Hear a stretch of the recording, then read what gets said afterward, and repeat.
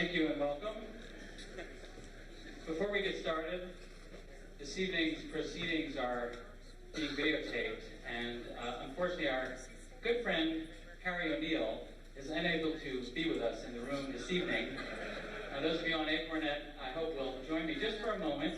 When I count to three, would you please say, "Hi, Harry," real loud. Okay, ready? 1, 2, 3. Hi, Harry. Thank you. Perfect.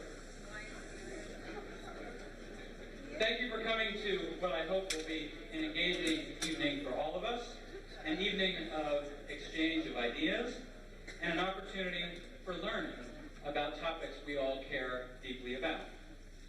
As you know, Public Opinion Quarterly is a crown jewel of which every person in this room can be very proud.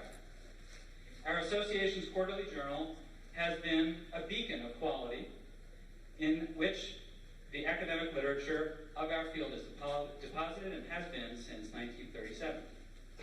In case you haven't seen some of the new quantitative analyses of its stature in the social sciences, our journal ranks very high in visibility, impact, and prestige in multiple disciplines. There are many important reasons for the excellence of POQ, but one of the most important can be summed up in a single word: criticism.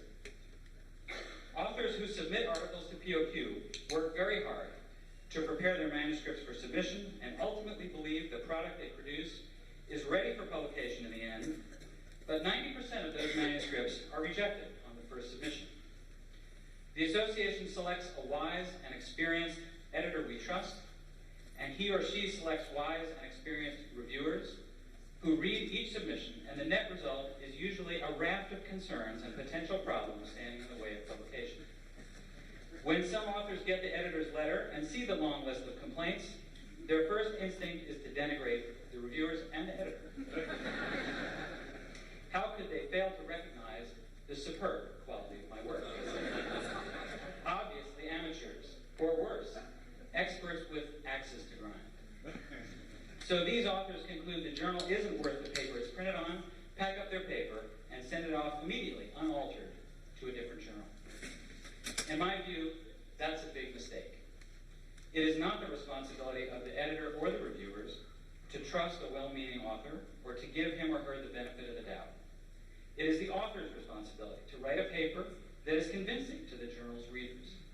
Editors' and reviewers' opinions each represent the likely views of countless readers. So they show us what our critics would say of our paper if it were published as is. By hearing their criticisms, taking responsibility for our failures to convince, and changing our papers responsibly, we assure the value of our scholarship over the long haul. This is why POQ has so much impact throughout the social sciences and why so many people want to publish in the journal: criticism and respectful responsiveness to it. And this is why we as a field are grateful to the critics for helping each of us make our work better. But let's face it, this is criticism given to people within our field, by people within our profession, to assure long-term impact of our work within our profession. But we do not do what we do merely for each other. We have a much grander purpose in mind, a much more ambitious goal: to enhance the quality of life in America and around the world. That means that our audience is as much outside our profession as within. Indeed, perhaps our most important audience is outside. For without them, without their confidence, without their trust in our work, our impact will be tiny indeed. In fact, we have the trust and confidence of many outside our field who spend literally billions of dollars every year on survey research to inform government policymaking, to inform business decision-making, and to inform the academy. But that does not mean our work is beyond criticism, and that we need not listen to those with different views than our own. In the same spirit that listening carefully to criticism by our peers helps make us better professionals, so does listening carefully to criticism by those outside our field. Consider it for a moment, some such criticism. The numbers, as pollsters like to call them, have been all over the place since the war started. It's not worth citing any particular numbers from a few days ago, since they probably did a backflip yesterday evening, depending upon the news from the front lines. The overall trend has been toward volatility volatility and away from settledness. The public backs Bush, the public backs away from Bush. The public expects higher casualties, or doesn't. Lately, what the polls seem to be demonstrating is their own pathetic inadequacy. Or another. The most serious concern of survey researchers is the growing number of people who refuse to participate in polls. The non-response rate for most surveys is higher than pollsters would like, and the future looks even more grim. Low response rates greatly affect the validity of a survey. Or another. Once upon a time, politicians had to rely on their own sense of what was right and what was appealing to voters. Today, office holders and candidates are all hooked up to IVs that continuously drip fresh poll data directly into their veins. An entire industry has grown up to tell them what every demographic group thinks about every conceivable issue and how each segment of the electorate may be won over by tweaking the candidate's message.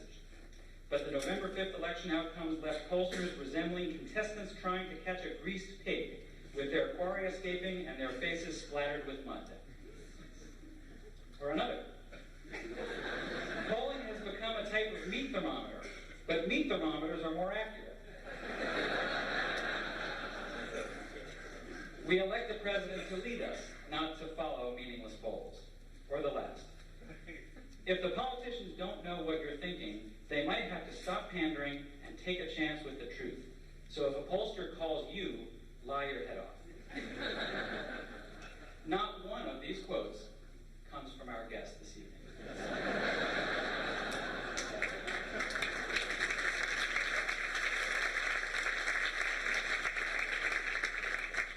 They come instead from a wide range of critics with various agendas and various perspectives, and they are not unique or unusual. These are the views we must deal with, we must listen to, and we must respond to. In that light, I am very grateful to Arianna Huffington for agreeing to join us this evening. Ms. Huffington is a nationally syndicated columnist and author of 9 books. Originally from Greece, she was trained at Cambridge University in economics and was president of their debating society. Her books have explored the changing roles of women in contemporary society, the intersection of politics and culture, the power of myths, and she has written biographies of opera diva Maria Callas and painter Pablo Picasso. Her latest book is entitled Pigs at the Trough: How Corporate Greed and Political Corruption Are Undermining America. She's appeared on television on Larry King Live, Nightline, Crossfire, Hardball, Good Morning America, The Today Show, and many more. And Ms. Huffington is no stranger to surveys. Since 1996, she has published 671 columns in newspapers, and in a recent content analysis we did of these columns with 2 blind coders, we found that in 1 of every 14 columns, she has cited data from a survey to help support a substantive argument for the segment.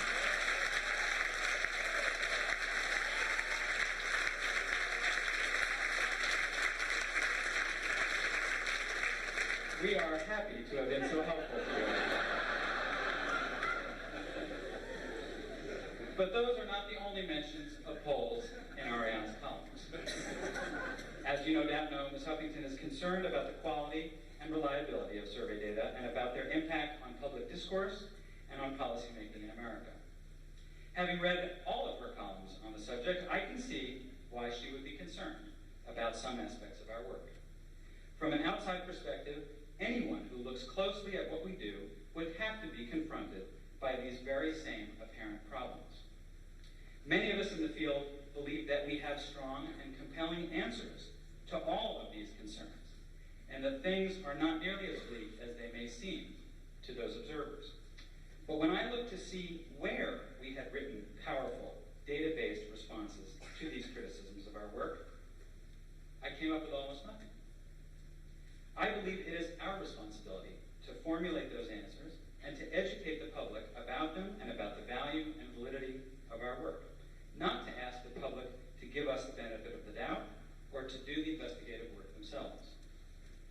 I am therefore very grateful to Arianna for agreeing to join us this evening to help us prepare to do that, in an exchange of ideas in all directions, grounded in her observations and her concerns. I'm very grateful as well to our 3 discussants, who I will introduce to you later, who have taken on the task of formulating responses on some of the key issues. After Ms. Huffington's presentation and the discussants' commentaries, we will open the floor for debate and questions from you.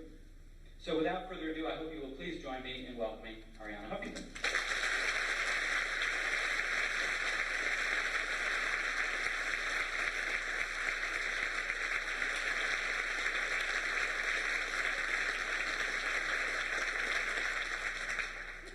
Thank you so much, John, for this wonderful introduction. I must say that when I was telling my friends that I was coming to speak to you guys, they were asking me things like, now who is crazier, they for inviting you or you for accepting? And then there were these shocked expressions. You know, I'm shocked as when people said that Trent Lodge was going to appear on BET. And then we had this absolutely wonderful dinner, I must say, when I had such a good time talking to Roger and John and Bob to a lesser extent because he was further away, and Rich. And by the end of it, I started making some notes to my speech, and they asked me if I was writing my concession speech. And if I was ready to pay my dues, you know, to join them. But I actually started wondering whether this organization actually is suffering from some masochistic tendencies. Not been fully analyzed. And so John helped me actually formulate a question which you're all going to be asked to answer on your way out, and it goes as follows. Do you feel your current level of masochism in your relationships is sufficient, or are you looking for opportunities to be bashed by a tall redhead with a foreign accent?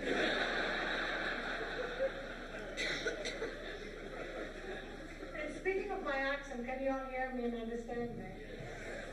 Because I was recently speaking in Washington, and I joked that I was born in Fresno, California, and I had cultivated this accent to give myself an air of being an ethnic minority. And just to show you how gullible the American public is, I've received 37 letters from people asking me, how exactly did you go about changing your accent? And 2 of them were from Fresno.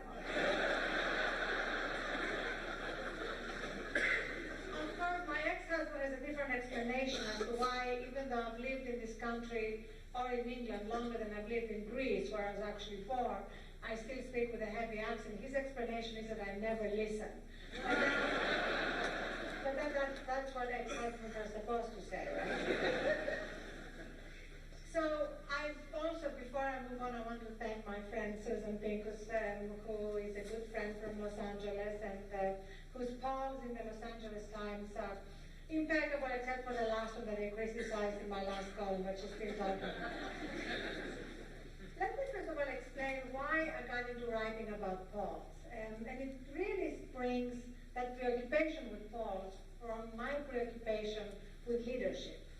Ever since I was in my 20s, I've been incredibly concerned about the breakdown of leadership. In fact, when I was 26, I wrote a book about it, which was rejected by 36 publishers.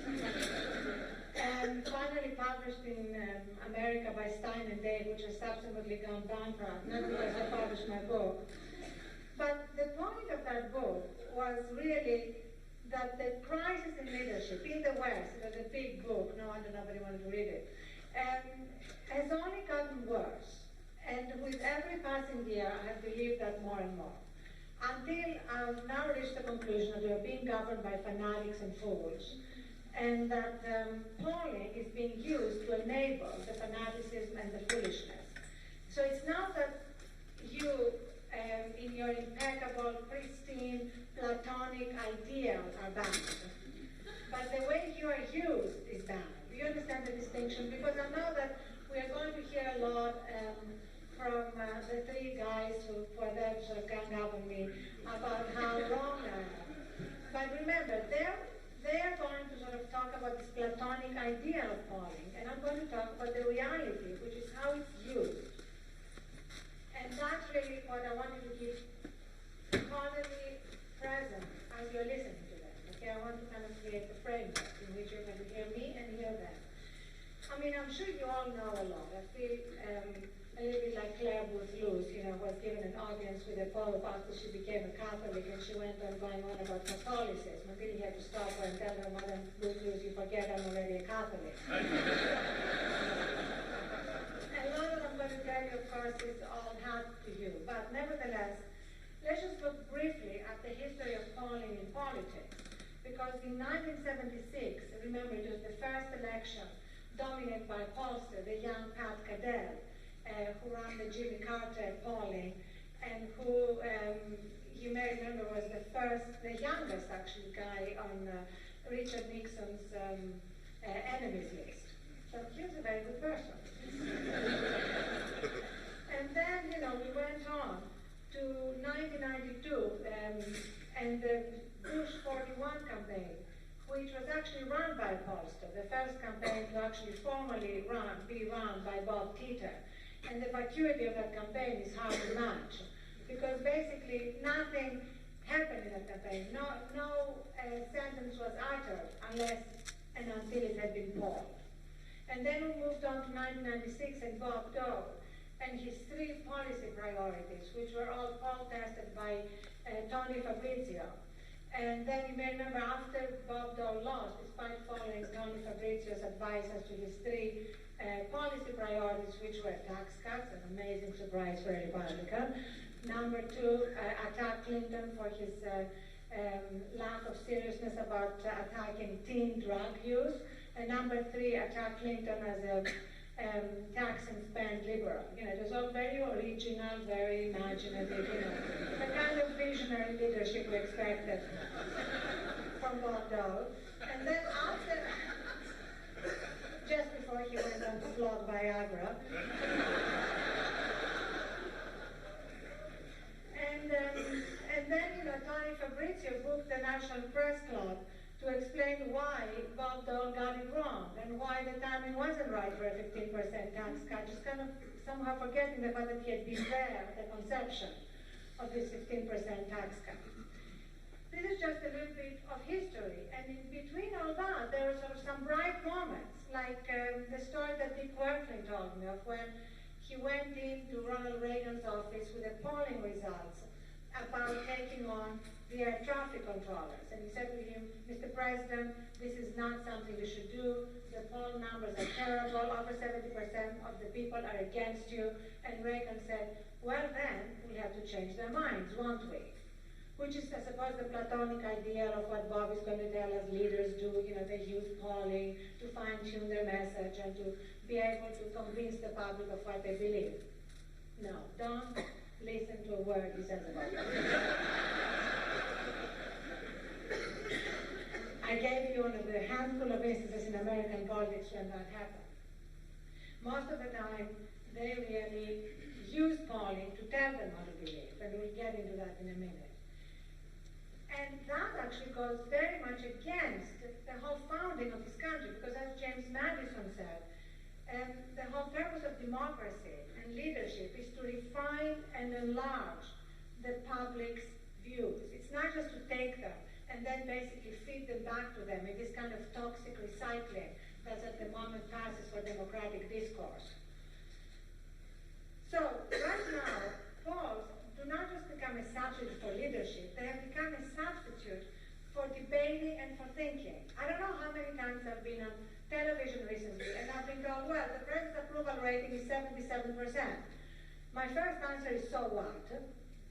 And the second answer is, let's deconstruct the number. And I know you here may be deconstructing the number and actually analyzing what it really means, but the media just throw the number around as a way to shut you up. This is it, 77%. The fact that actually just a week after that number was bandied around, Newsweek came out with a number that was 65%, a 12% drop, somehow is forgotten because it's that number that sticks. And if you deconstruct the number, you see some really bad things within it, including the fact that the president, unlike his father, who had 80% of Democrats on his side after the Gulf War, this president has 49% of Democrats, and actually only 49% of all of the entire universe that support his handling of the economy. Now, you would have thought that's a sign of major weakness, but the media, again, are ignoring all the subsidiary questions and the subsidiary numbers and focusing on this big bold 77% again and again and again, until it begins to impact the discourse to such an extent that I believe it is really dangerous for a democracy, the way that it makes people somehow stop their own continuation of thinking and arguing. Now, if we move on to how all this started with George Bush, because let us just deal with the current leaders. After 9/11, you may remember, he had a stratospheric 92% approval rating. And I often wondered whether that was a kind of response by people who basically were approving not of the leader we had, but of the leader we needed to have. You know, what was the psychology behind that? We all wanted to rally around. You know, we all wanted to be together as a nation, and that's the president we had. What can I do?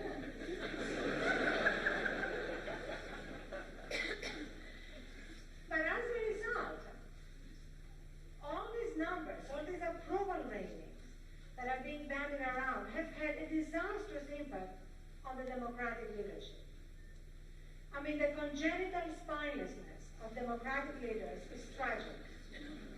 Watching Tom Daschle meet the press last Sunday is like watching a man terrified of opening his mouth, of hearing himself talk, just in case he says something which may not be approved by the American public, or which may not be absolutely consistent with what his pollsters and focus group testers have told him is the way to proceed.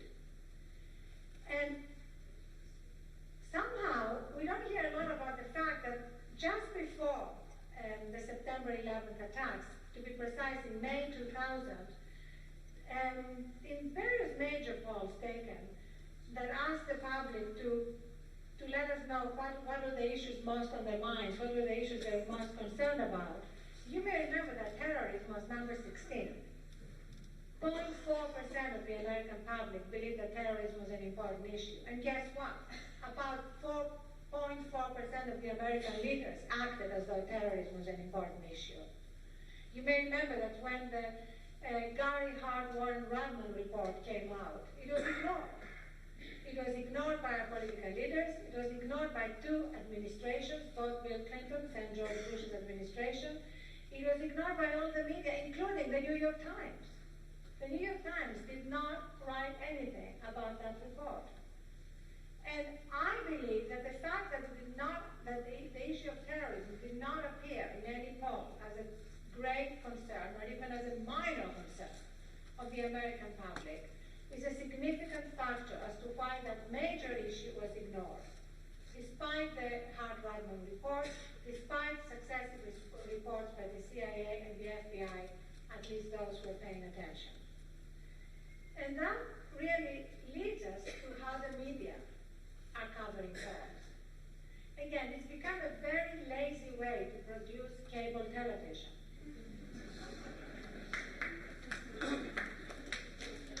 You know, you basically lead with that head-to-head, which, as you know, is particularly meaningless when you examine what the margin of error really means. I mean, I know for me, it was a bit of a revelation what the margin of error really meant, and I'll tell you how I came to understand that. And I know you all know that, but remember, I'm pretty typical of political junkies, forget the general public at large. I mean, political junkies like me get the margin of error wrong. And I've done an informal poll of my own with a margin of error of 0. And I haven't found anybody who gets it. So the way I came to it is because there was one day when we're talking about just before the November 2000 election, when at 6:23 p.m. on Friday, CNN USA Today Gallup proclaimed that George Bush had a 13-point lead over Al Gore, 52 to 39%. You know, this would have been ridiculous in itself, but be that as it may. The absurdity was compounded by the release a mere 2 hours later at 8:36 p.m. of a CNN time poll that had Bush's lead down to 6 points. What had happened? Had W been caught buying an 8-ball of blow at 7:02 p.m.? He had not.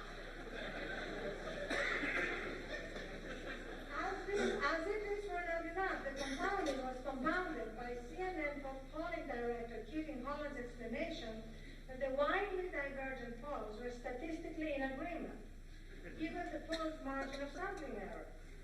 So bewildered by his assertion that a 13-point lead was somehow in agreement with a 6-point lead, I called him to clarify. He said that I must say that whenever I've called the pollster to clarify, they've been very polite and very nice. I must say that about the profession, okay? Nobody hung up on me. That's not to be sneered at.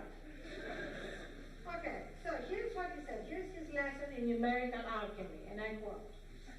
Take Bush's number in our first poll, he explained patiently, like he was talking to a slightly, deficient child. 52%, yeah? With a margin of error of 3.5%, that means it could have been as high as 55.5% or as low as 48.5%. Same with Gore's numbers. It could have been as high as 42.5 or as low as 35.5. He then walked me through the same margin of error calculations with the second poll, reaching the conclusion that anything, from Bush being ahead by 20 points, to Bush and Gore being tied, would fall within the range of results statistically in agreement. Or as he put it, they agree as close as you can demand two polls to agree. In other words, two polls, one showing a landslide, the other a dead hit, do not contradict each other in this through the looking glass world of polling. Now, of course, if anybody got up on television and explained all this, they wouldn't be on television again.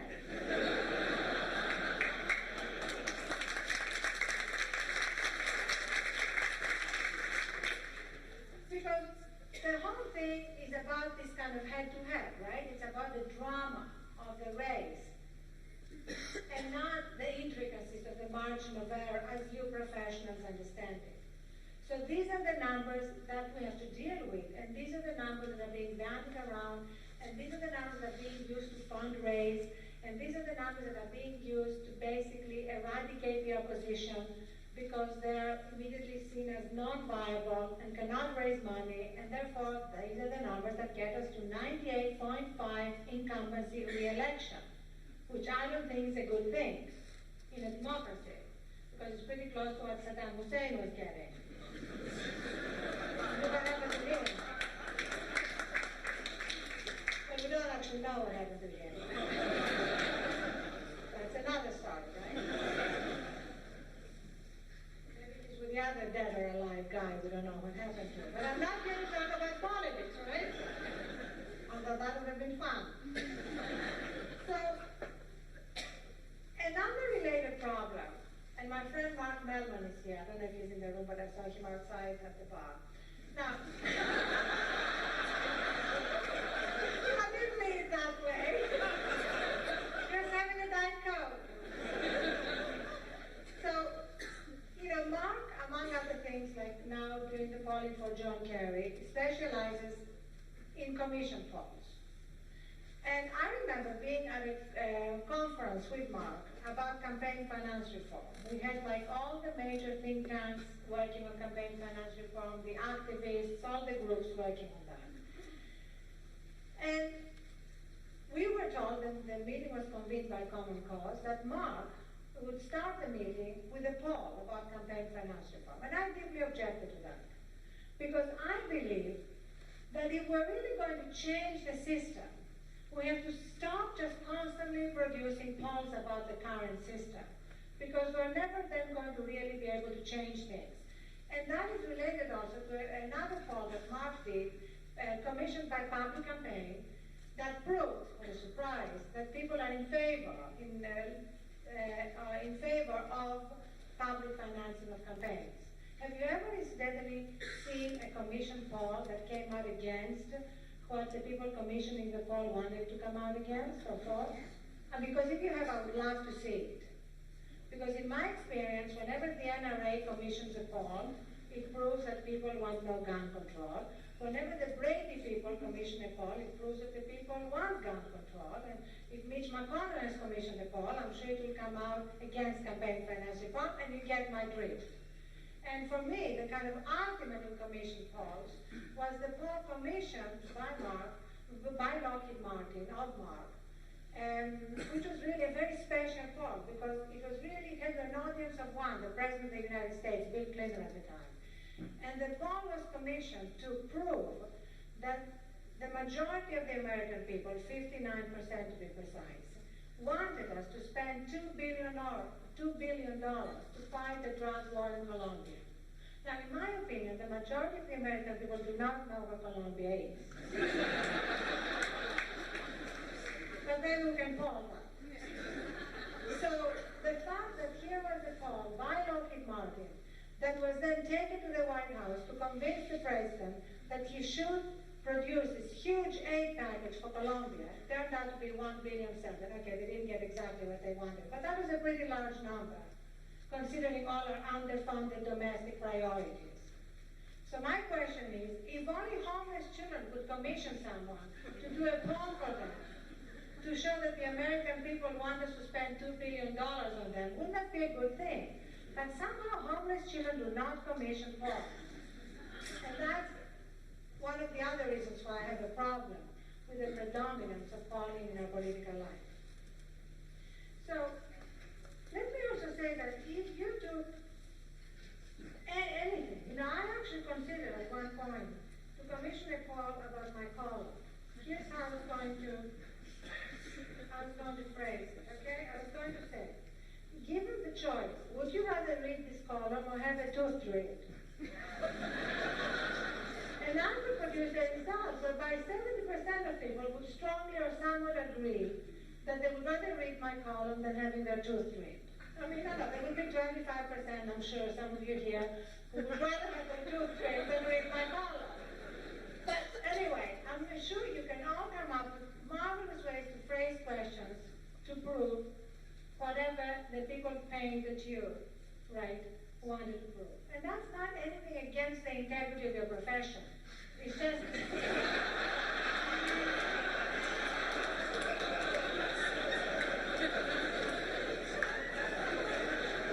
it's just the way it's used. And I'm sure not everybody here does commission polls. And I'm sure some of you here are so pure that they would never dream of doing a commission poll. But I'm talking about what dominates our political discourse, because that's the whole subject of my talk, as opposed to my friends here. Now, let us then move on to what happened to me in February 2001. Because, after the election, I know there are all these inaccuracies, and I have a lot of columns on the inaccuracies of the predictions, but I understand that polls are not supposed to be predictive, but they're used in a predictive way. But nevertheless, I thought, okay, February 2001, let's move on. Let bygones be bygones. I don't have to write another column bashing polling. And then, all that changed one day. When I was watching television, and there was a poll that was everywhere, conducted by the Marist Institute for Public Opinion. And no, they're not here at church.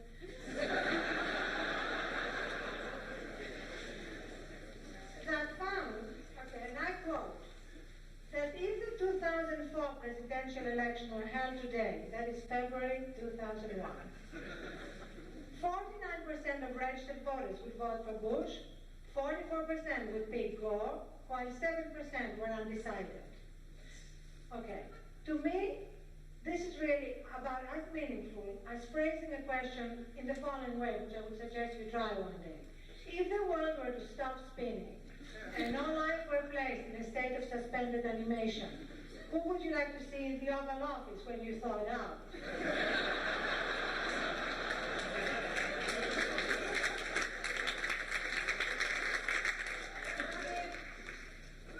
My point is, why are grown people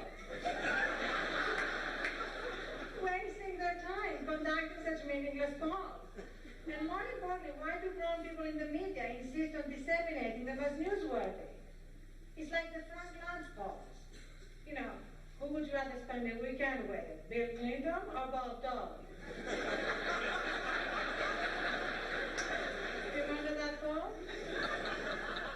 And I think about 70% of respondents said they would rather kill themselves than just remember value for the 2000 election. But I think this is funny. I think it's amusing. I think this kind of poll should be on the same page with the horoscope. People want to be entertained, let them read Frank Lance's poll. Okay? But I don't think that's polling.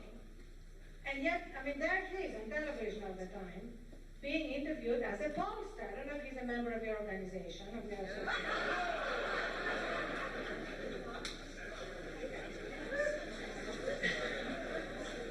Okay, I get it, but you know what I'm saying.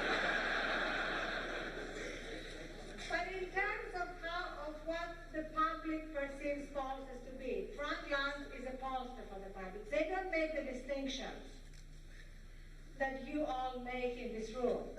And that's really what is important to understand, I'm sure you do, about how the profession is perceived. So, to go back to this poll, I actually called Dr. Lee Miringoff. I talk to pollsters a lot, I have a kind of secret thing with pollsters. The director of the Madison Institute, I'm sure you know. Is he a member of the organization? He is, okay, good. I don't want to speak just from people who are not members. And I said to him, making a rather obvious point that 4 years is a rather long time, to be making predictions, and he didn't miss a beat. He said to me, but it's only 3 years until New Hampshire, and only 2 years until it's 1 year to New Hampshire.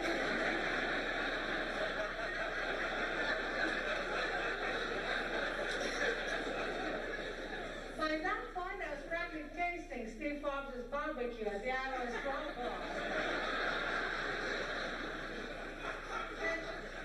My only question really was, what's the deal with the 7% who are undecided? What are they waiting for? For the final Florida count?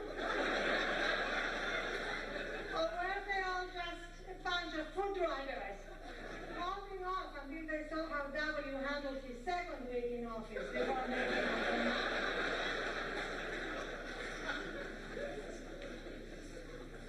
So,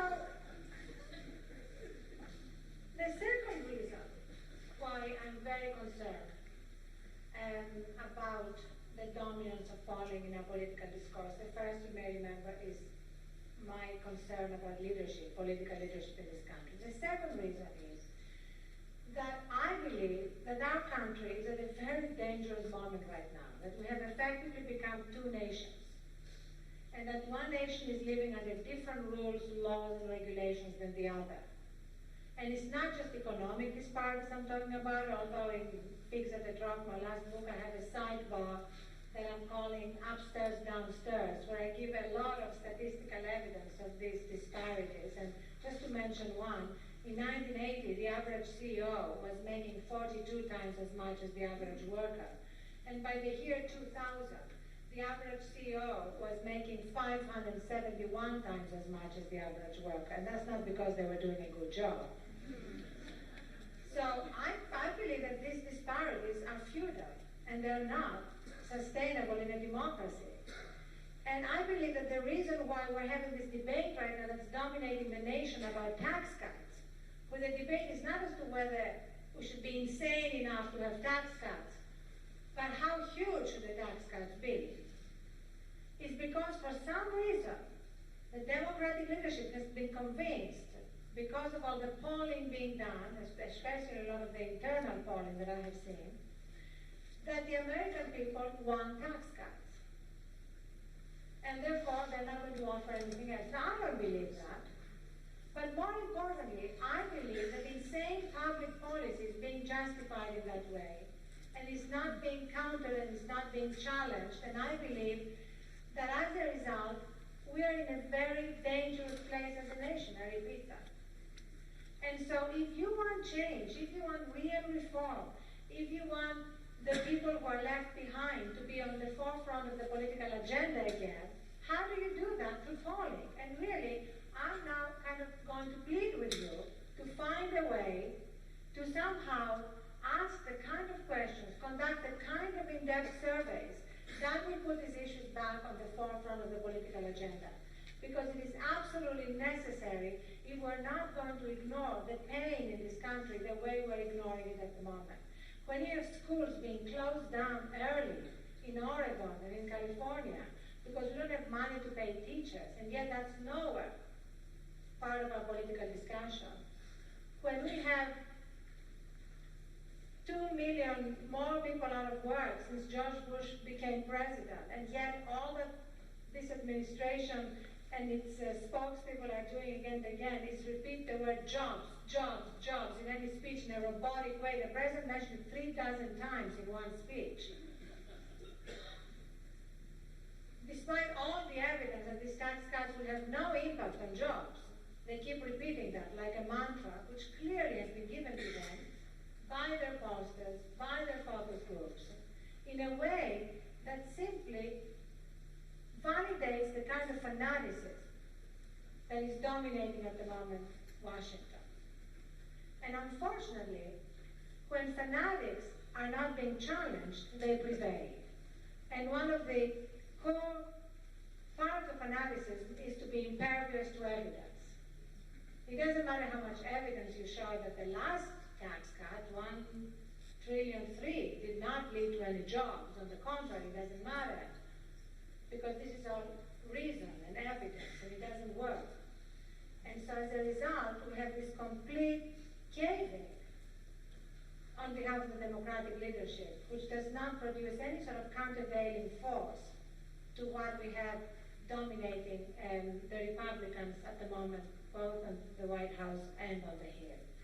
So it's because of what I believe is an incredible need for real reform in this country, real social change, and for putting these issues of the underfunded domestic priorities to the forefront of the political agenda, that I'm asking you to actually find a way, not just to feed the kind of political monster of the media and the politicians with fresh numbers that they can use and grant you often misuse, but to somehow find ways to put the real problems this country is facing on the forefront of their attention in a way that they, addicts as they are, will have no choice but to use.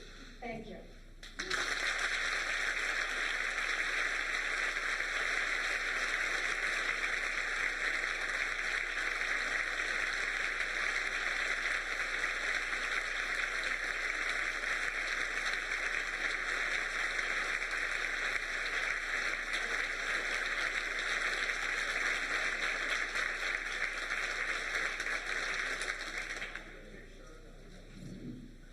Promise me no jokes? Let me tell you what she meant to say. What she meant to say was this. Politicians are addicted to polls, but polls are unreliable. Polls are unreliable for two reasons. Number one, the response rates are low and dropping. Number two, question wording and question order effects allow you to get any result you want out of a survey. But they're addictive, and they won't stop relying on numbers that aren't reliable. The only way to stop the problem is to stop the source and end the polling. We have three very distinguished scholars who I can tell you have spent a lot of time working on that problem. And they have for us tonight their thoughts on these issues. I'm very, very grateful to the three of them and very happy to be able to introduce them to you. We begin with Bob Shapiro, who is chair of the Political Science Department and professor at Columbia University.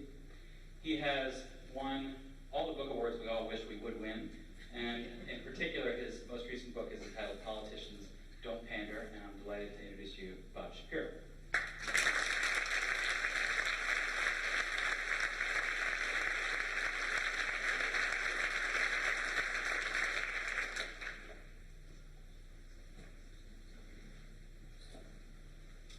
Thank you.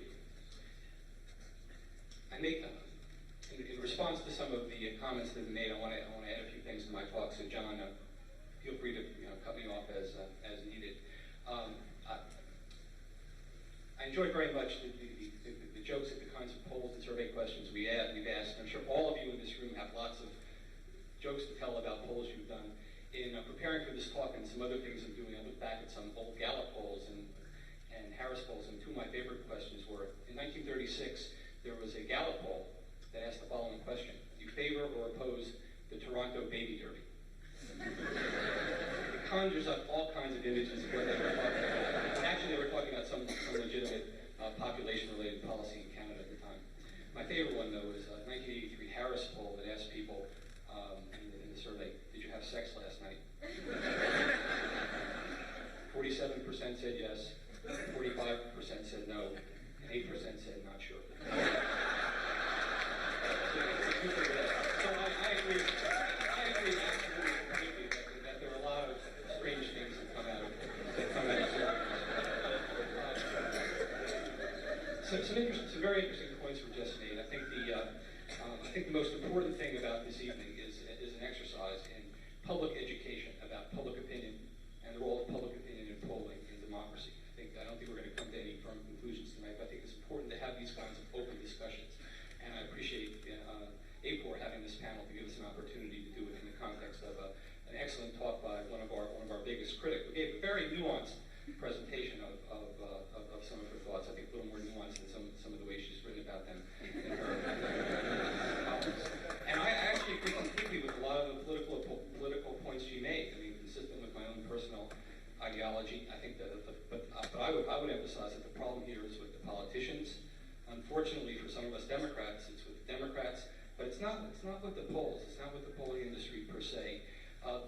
Pollsters and the polling industry are really not as independent a force as journalists are per se with regard to raising issues. I mean, we who do polling do work for money, do academic style work, and the burden is not necessarily on us to be an independent force in politics, other than in our own particular role as individuals. So blaming pollsters in that particular way, I think, is not quite right. With regard to some of the other points she made, her examples about Pat Goodell, and in particular about Ronald Reagan and the air traffic controllers, I think are telling and relevant, and not really inconsistent with the story I want to tell about polls and politics. I would take issue with her point about commissioned polls and findings inconsistent with what the sponsors want. And here, I hadn't intended to, but I want to just remind everyone that the Roper organization, under the leadership of Bud Roper, did polls for the American Jewish Committee with regard to public opinion in the United States toward Israel. And I tracked these polls as part of some of the research I've done regarding trends in public opinion. And in tracking polls, I kept track of the polling organization and the sponsors. And I wondered whether or not the results, of the polls were in some way feeding the agenda of the sponsors. It might be at odds with more ostensibly, objectively sponsored polls. And for some of the data, there was one-time series on whether or not people have sympathy for the Israelis or the Arabs or the Palestinians. The wording changed a little over time. And I tracked the American Jewish Committee polls done by Roper against Gallup polls, and the results were fairly similar. So I would simply cite that as an example of commissioned polls not necessarily being at odds with more objective polls. And I'm sure there were results in those AJC polls that Bud Roper had no hesitation to standing by and presenting them to the American Jewish Committee. Okay, with regard to public education on polling, and I hope I'm not too long-winded here, but I want to make 4 points. First, I challenge the most fundamental premise in the common wisdom that politicians and policymakers closely follow polls and they do what the polls say the public wants. This is false as a blanket conclusion. The fact that political parties do polls doesn't mean they're doing them so that they'll do things that are acceptable to the public. If that were the case, existing research on the relationship between public opinion and policymaking should show a high level of correspondence or correlation between short-term changes in public opinion and what policies governments enact. And that's not the case. The results there are highly mixed. Granted, with regard to long-term patterns of swings in liberal and conservative opinion, there's some close tracking of public opinion and policymaking. But looking at short-term changes, the results are mixed, consistent with the idea that there's really a mixture of efforts of responsiveness and political leadership going on. There's no indication whatsoever that this correlation is increasing over time as polls have become more prominent in public debate and discourse, and in fact there's some evidence that the degree of correspondence and correlation between public opinion and policymaking, if anything, may be going down. So basically, there's no evidence supporting either extreme position. that polls are being used for leaders to respond to public opinion, nor is there no consistent evidence that they're always attempting to lead public opinion. So why is that? In short, how policymakers use polls is not a simple choice to lead or follow public opinion. The normative choice is not a clear one that politicians and policymakers ought to always lead or follow public opinion. If I had to identify the dominant pattern, it is that polls have been used for pursuing by politicians to pursue ideological or policy objectives, and not for giving the public necessarily what it wants, except during periods near elections. And here, this is where politicians need to worry about avoiding criticism for purposes of being elected or re-elected, so that they can then pursue the policy goals, the other policy goals that they want to attain. So we have cases of polls ostensibly influencing where President Clinton went on vacation. More compellingly, around the same time, in the run-up to the 1996 election, public opinion figured into President Clinton's decision to sign welfare reform into law, and into the Republicans voting for an increase in the minimum wage, things that they were predisposed not to support. This is evidence of politicians running to the political middle during an election. So what's wrong with political leaders responding to the threat of being held accountable by the voters? Constitutionally, this is the one shot that voters get every 2 or 4 years. The founders of our republic would permit no more than this. In fact, they attempted to create a political system in which the nation's leaders were as insulated as possible from, quote unquote, the whims and passions of the mass public. In fact, to this date, it is still politically incorrect for any political leader to go on record saying that polling is used for responding to public opinion. In contrast, polls have historically been used in ways that are hardly characterized by responsiveness to public opinion. And the examples that were just pointed out earlier are really consistent with the mix of responsiveness and leadership that you actually find if you look at the evidence in cases.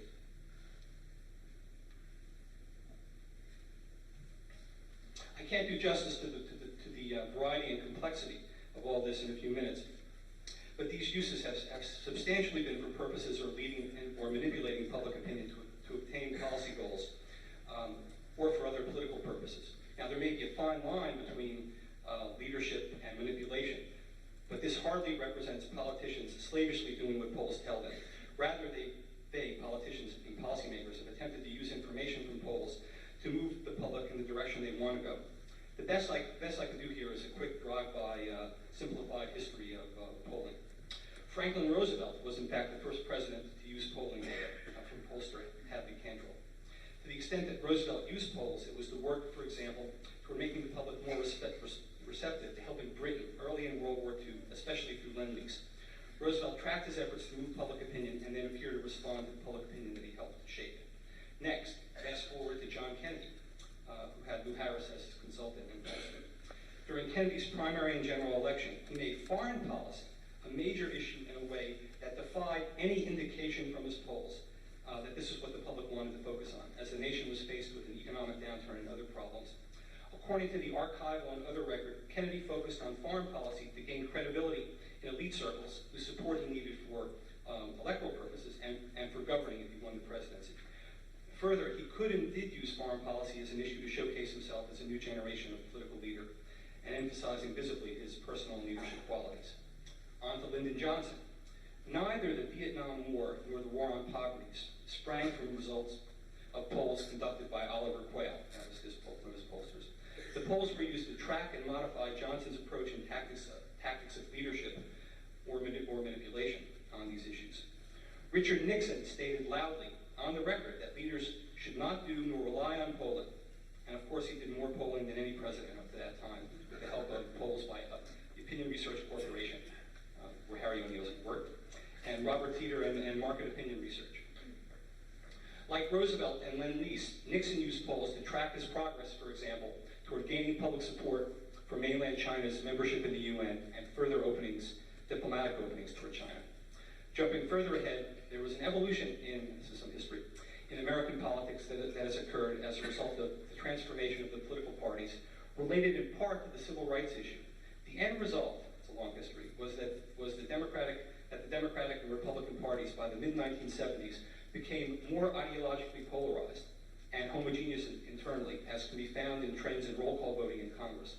While politicians have both electoral and policy and ideological objectives, since the mid-1970s, pressure mounted to pursue vigorously policy objectives and to use polling to help craft messages to sell policies, not to respond to public opinion. There is evidence of this during the Reagan administration, as the one example pointed out, and less so during the elder Bush administration. But this became most visibly pronounced during the Clinton years. Clinton was clearly the poster boy for the argument that politicians don't do anything without being blessed by their pollsters. My immediate response to that is 3 words: healthcare reform. Yes, the Clinton administration polled like crazy on healthcare reform, but only after the reform program was put together and not to determine what the public would support in the plan. How could the public support such a wacky plan? The polling was done to help figure out how to craft messages as part of a campaign to sell the plan. When this failed, now keep in mind, these efforts aren't always successful. When this failed, and the Democrats took a beating in the 1994 presidential election, Clinton replaced his pollster, Stanley Greenberg, with Dick Morris. Now, there is such evidence that politicians aren't pandering in the sense of slavishly following public opinion as measured in polls. Why do critics claim that politicians are pandering in this way? There is some research showing, and we may have seen some evidence here tonight, that critics just rationalize this in the case of policies they disagree with. They falsely blame the polls and the public when in fact the public prefers the same outcome they do. They might do better by concluding that we'd be better off if politicians pandered more, not less. Okay, on to my second point, and I'll try to be briefer. If you claim that the problem is that politicians want to respond to public opinion, why would they want to use polling data that are bad measures of public opinion? Are they just duped into paying their pollsters? Maybe, yeah, yes, maybe, but how long could that last? The answer here is self-serving, and we need to be careful of hubris here. But pollsters and consultants are overall skilled and experienced. They know how to design polls. They know polling's limitations and sources of errors. They understand question wording effects and so forth. And they have ideas concerning how to use such data for purposes of being responsive to public opinion or for purposes of leading. But how to use such data is a choice politicians and policymakers have to make, not the pollsters. Third, I argue the public should respond to polls. They should do so for reasons that have to do with democracy, but not democracy in the knee-jerk sense that political leaders should be devoted to doing what the public wants. There is ample room and a role for both leadership and responsiveness. Polls, in principle, can be stunningly democratic and especially egalitarian in that they can attempt to solicit opinion from a sample of everyone, not just those who have opportunity or an economic or other interest in being engaged actively in politics. In practice, of course, there are problems in pursuing such equality of voice, but polls can strive toward that goal. And if one looks through the AAPOR program today, I think we're doing a good job of at least attempting to strive toward that goal. It is important for this voice to be heard in the political process through reporting about public opinion in the press. I would argue that politicians, the press, and the public at large should use, debate, and wrestle with public opinion as a regular part of political discourse. We should debate why political leaders should or should not be responding to public opinion. For example, the often criticized, as it's been discussed in part tonight, polling and reporting about public opinion in the recent war and ongoing peace process in Iraq is something we should strive to improve, not to chill.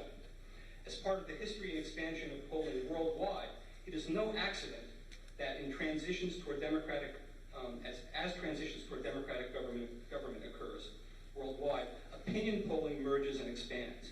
The fact that 2 pollsters in Iran were recently arrested, convicted, and sentenced to prison is telling and stunning. We will know much more about democratic regime change in Iraq when we see the pollsters working freely there. Fourth and last, the public should respond to polls for another broader reason having to do with the big picture, as I see it with my own biases, of public opinion research. I offer this final claim also as something I'd like to say about Bud Roper in his role as chair and member of the board of directors of the Roper Center and its important historical archive. Here's the point. To tell people not to respond to polls would deny us the means to understand better and reflect upon our history, our society, and our nation.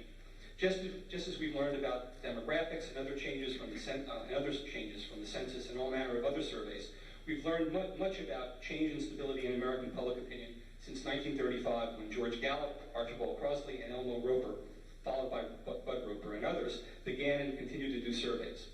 Bud Roper was part of a great generation that is known for its patriotism and civic activism, and we all know that Bud was a good example of that.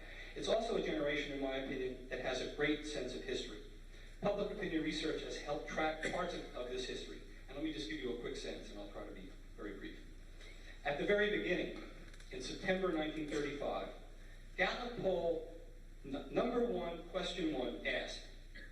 I realize most of you here kind of have committed that to memory and so forth as part of your induction into AAPOR, but let me just remind you. Do you think expenditures by the government for relief, that's the old term for welfare, and recovery are too little, too great, or just about right? This may surprise some of you, maybe not others. 60% said too great, 31% said about right, and a mere 9% said too little. You can imagine how Franklin Roosevelt reacted to George Gallup in 1935. Fast forward to 1994, not long before welfare reform in the U.S. The NORC General Survey, Social Survey asked about spending on welfare and reported that 60%, another 60%, said we're spending too much, 24% about right, and a mere 13% saying too little. This suggests something about American values and liberalism that had overall not changed that much in 60 years. Survey research tracked the profound transformation in American public opinion from World War II isolationism to large majorities during the war and continuing to this day supporting U.S. activism in world affairs. During the early Cold War, polls tracked large and stable majorities supporting economic aid to Europe under the Marshall Plan. Just some more quick history. The public has not always overwhelmingly supported capital punishment. There was a time from the early 1950s to 1966 when support dropped from over 70% to under 50%, returning later to higher levels of support that we see today. The common wisdom about high levels of support for increasing spending on Social Security has been tracked for years and is strikingly true. It is also true that when asked in the abstract about foreign aid, the public perceives we're spending too much. But as in the case of support for the Marshall Plan, the public thinks differently in the context of which countries are receiving the aid, at what point in time, and what forms of assistance. There is also no clear support for the common wisdom that young adults disproportionately oppose the escalation of the Vietnam War and other wars. Quite the contrary. They've been among the most supportive. Okay, two final examples and I'll quit. 2 minutes. There's a rich history of survey research on race and civil rights in the U.S.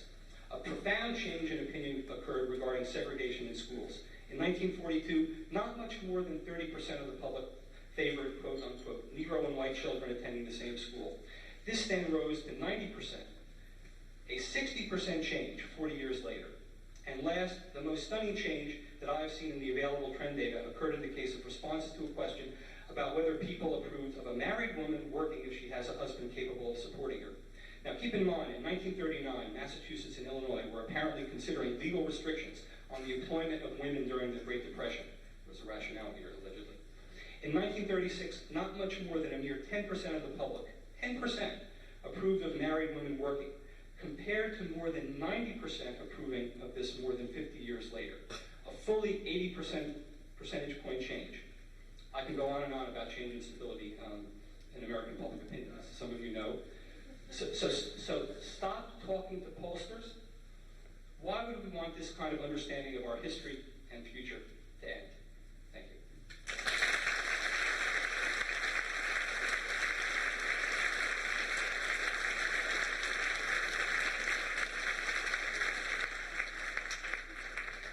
Thank you, Bob. Roger Tourangeau is Senior Research Scientist at the Institute for Social Research at the University of Michigan and the Director of the Joint Program in Survey Methodology at the University of Maryland. Roger has been all around this business, working previously at the Gallup Organization, the National Opinion Research Center, CODA, and was even a professor of psychology before that. Author of 3 books, including The Psychology of Survey Response and 60 articles, chapters, and reports, Roger is the recipient of the highest honor from AAPOR, the 2002 Helen Dinnerman Award. I'm pleased to introduce Roger Tourangeau.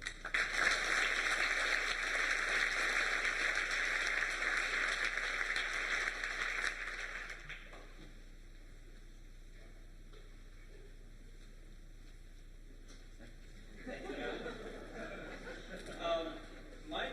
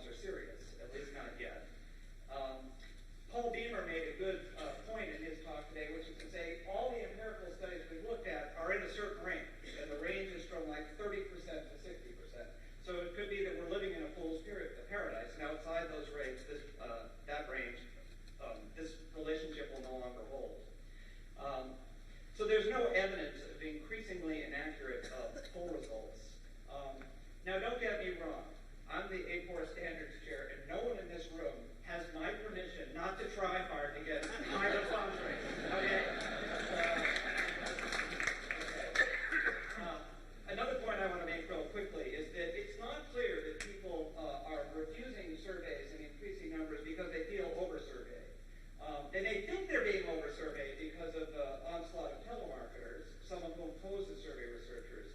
But the main story from the analysis of telephone survey response rate data suggests that the issue is that people have erected barriers to contact. It's not that they refuse when you get a hold of them, but it's just harder to get a hold of them.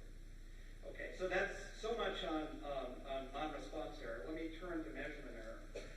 Suppose we got better response rates, could we then put more trust in the results is the issue. And there's absolutely no doubt that question order and question wording can have an effect on the answers, and that some of the effects can be quite large. In my review of the context effects literature, which has to do with the order in which questions are asked, the all-time champion context effects was a study done in 1950.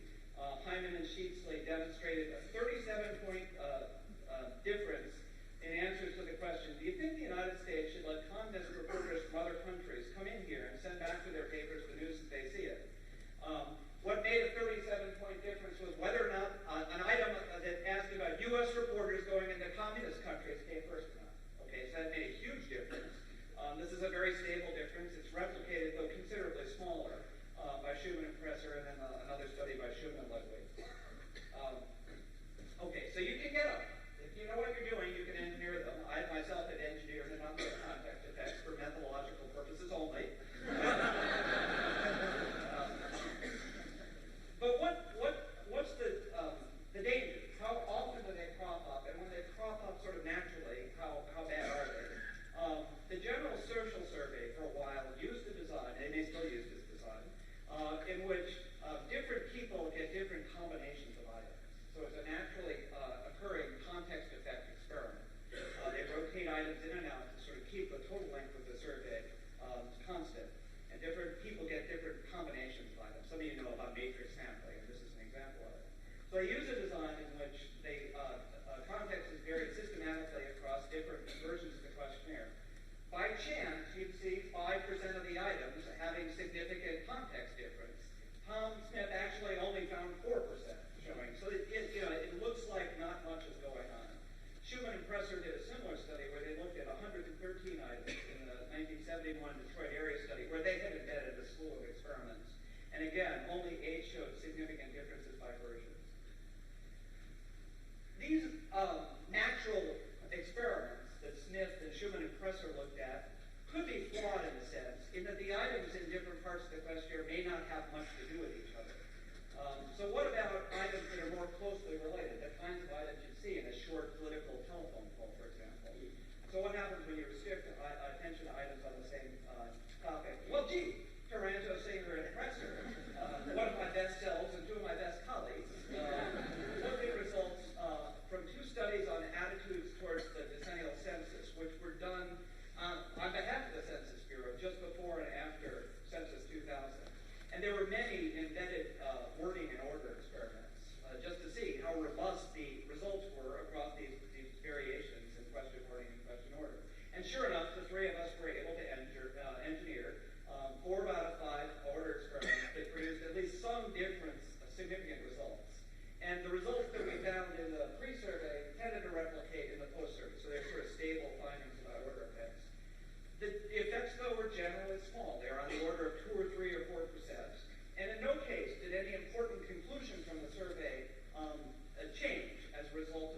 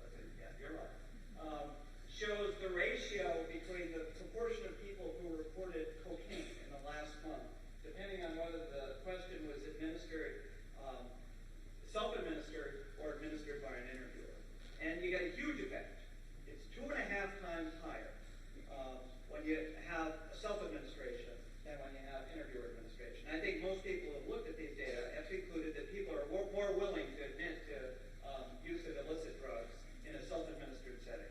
Okay. Well, let me make several points about this. So on the one hand, you can say, oh, this is dreadful. You know, the studies heretofore that used interview administration are worthless. I mean, that's one conclusion you can come to. I don't happen to subscribe to that conclusion. I'll tell you why in a couple of seconds. But the other point I want to make here is, why do we know this? Why do we know that there's this discrepancy between the answers you get on self-administered versus interview administered? The answer is because people who really care to get it right have done these methodological experiments. And that's how we know that there's this problem. Okay. Well, the effects seem huge, but are they huge? Well, actually, in absolute terms, they involve very small differences. This 2.5 times difference is like a difference between 2.5% and 1%. So, in terms of absolute numbers, they aren't huge. And furthermore, in these studies, the National Household Survey of Drug Abuse is a perfect example. This study is a study that's done as a time trend. And so it's not so clear that the distortions you get, the absolute distortions necessarily affect time trend analysis. Okay. So let me summarize what I said about measurement error. First of all, not all fluctuations across polls are errors. You can't fault the polls when they accurately mirror public opinion, and they measure different opinions. Context effects, response order effects, social desirability biases, they're definitely bad things. Hate them. Built my whole career on exposing them, But their impact, as far as we can tell, doesn't necessarily, or doesn't frequently even, invalidate conclusions. And Rich, I'm told, will say that when we can determine how accurate the results are in electoral polls, for example, the surveys and polls seem to do pretty well. As with non-response error, we'd love to eliminate measurement error, but an imperfect tool isn't necessarily a worthless tool. Let me just conclude by saying it's just as wrong to overstate the errors in surveys as it is to overlook them. Thank you.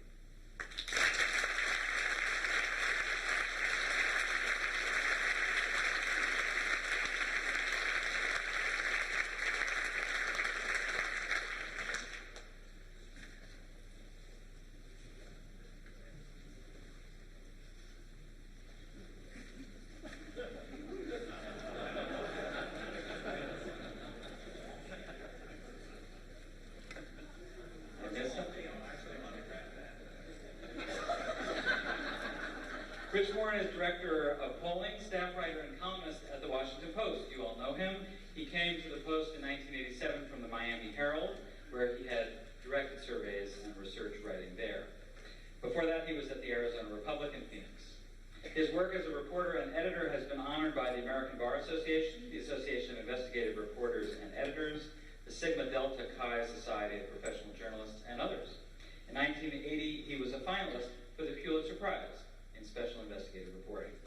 He currently serves on the board of directors of the Roper Center for Public Opinion Research, and he has taught journalists about how to report on polls, not only in the U.S., but in Taiwan, Mexico City, and South Africa. Please join me in welcoming Rich Morin.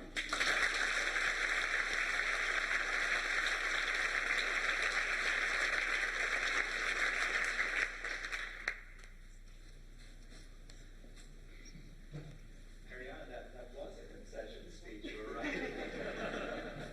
During dinner. I'll have to say that I've learned something very important tonight. And it's twice as bad as I feared. There are actually two Arianna Huffington.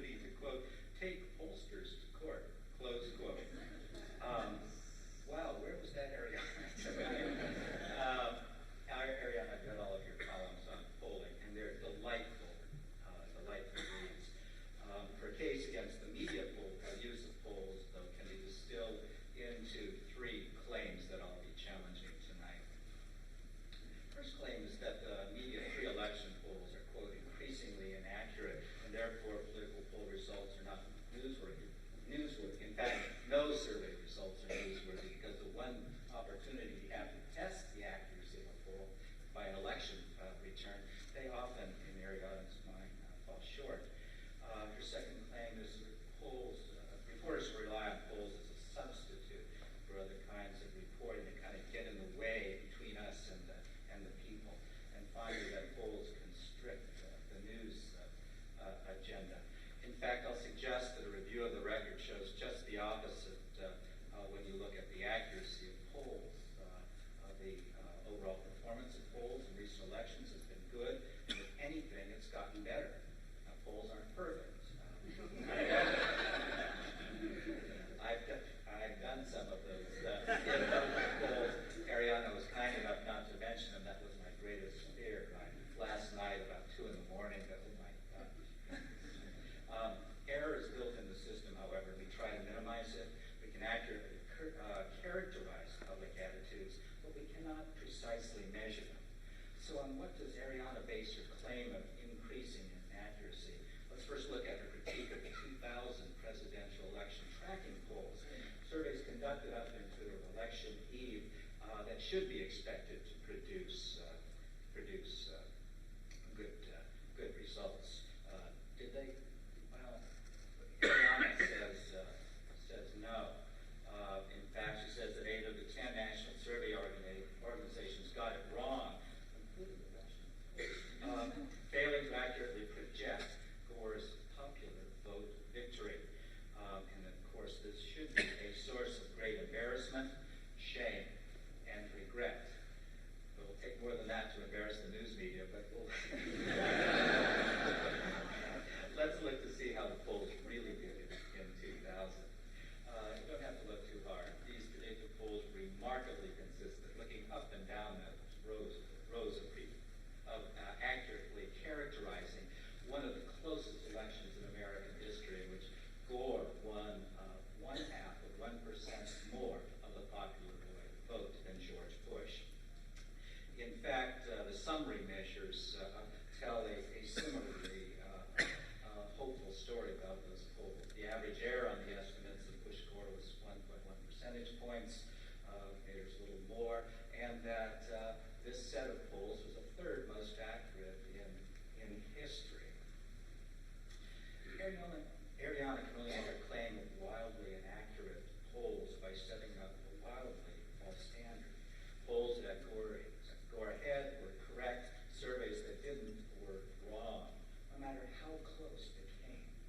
That's fair enough in an election with winners' margins 10 percentage points, but it's unfair when the margin is 0.5 of a percentage point, well within all of these surveys, margins, sampling error. Now, here's one of the ways that standard is unfair. Imagine in a perfect world that on the day of the election, all of us had reported the same result. 48% for Gore, 48% for Bush. When the votes were eventually counted, we would have looked like prophets.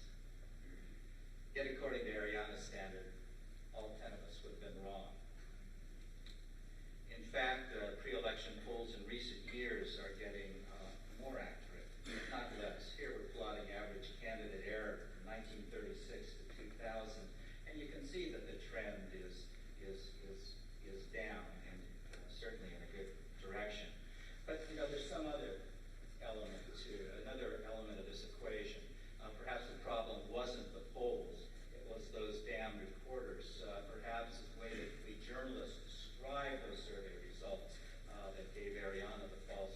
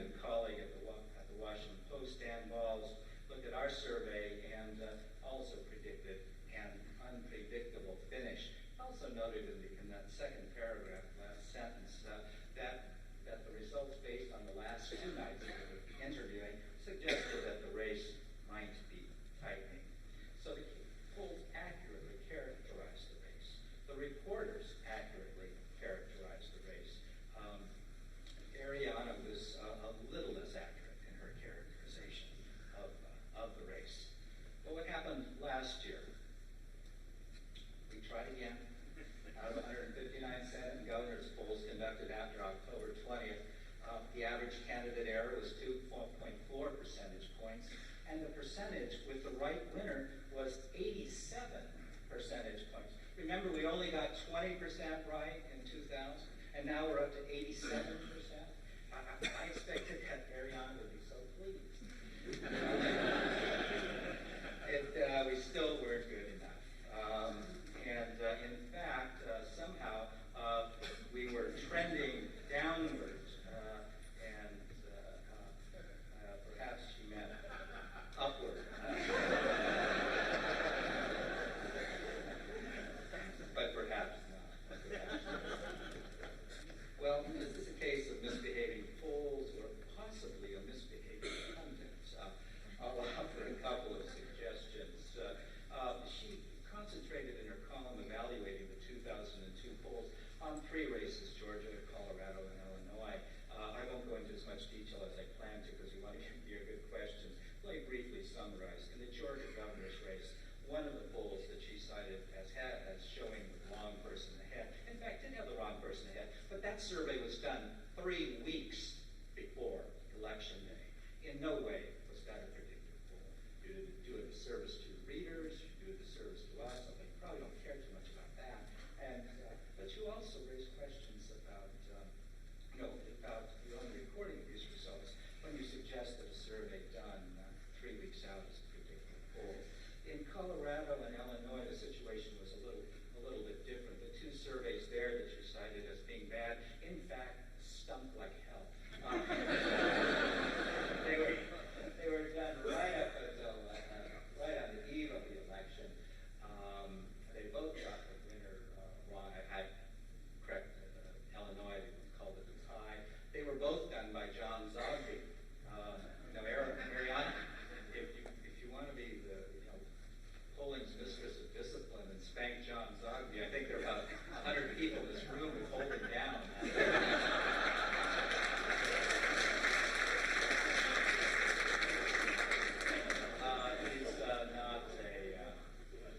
Not a favorite.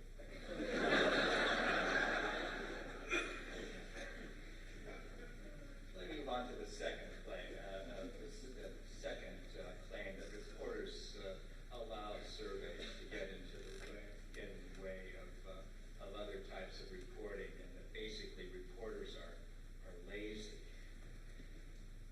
I have a different take on that. I believe that pollsters allow the people to speak for themselves. Now, Arianna, you claim, and I think correctly so, wanting to speak for the people. I think that we share that. We want to reflect the public's views. When we do that, we often force me and my colleagues to confront our own biases.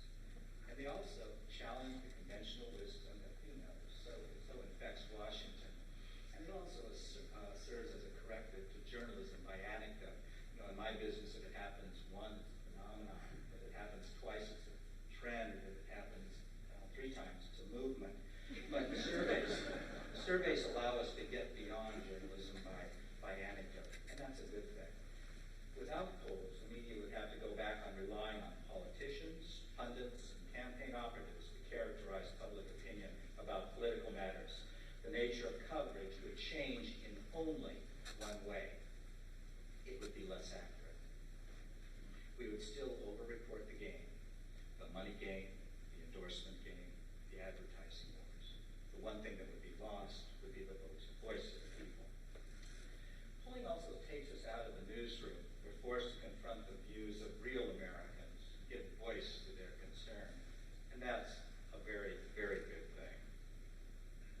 Go on to the third claim quickly, that polls constrict the news agenda.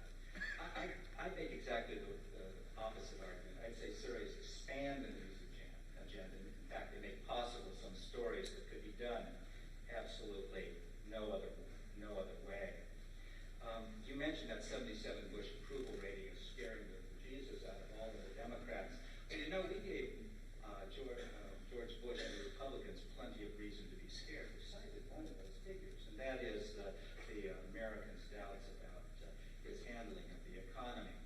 In any given survey, there's a lot of goodness for George Bush these days, but embedded is a number of cautions that we report along with the good.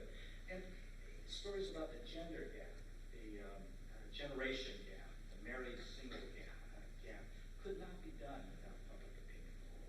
And we do far more than just political polls. We've done major projects, gender relations, the Latino experience in America, people's knowledge and understanding of the economy and foreign affairs, values, religion, and spirituality. And that's just the Washington Post list. Our colleagues at ABC and our other competitors have a list just as long and just as diverse. Even when the country's attention is focused elsewhere, we're asking questions on a diverse range of topics. Actually, the example you brought up is a particularly good one, terrorism. Now, as Arianna told you, and actually it surprised me, she has her own explanation of why 9/11 happened.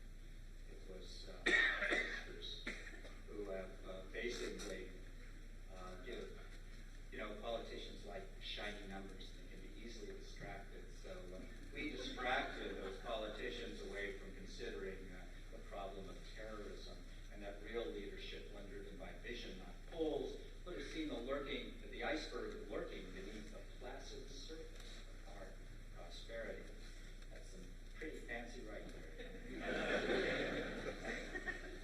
I'll have to note, however, that Arianna is not one of those people who possesses the vision to see these lurking icebergs, because I went back and looked at her columns that she had written before September 11th, and there were exactly 3 fleeting mentions to terrorism in the I think it was the 5 or 6 years that I looked. Well, in fact, there was plenty of evidence that many Americans were concerned about terrorism, contrary to what Arianna told us. In fact, there were people who could see that iceberg lurking. And, it was us. In the 1990s, a total of 343 questions were asked by media polling organizations about terrorism. I pulled out just a couple. These are big majorities, raising concerns about terrorism. The information, the data were there for politicians to act. Don't blame us for politicians not acting.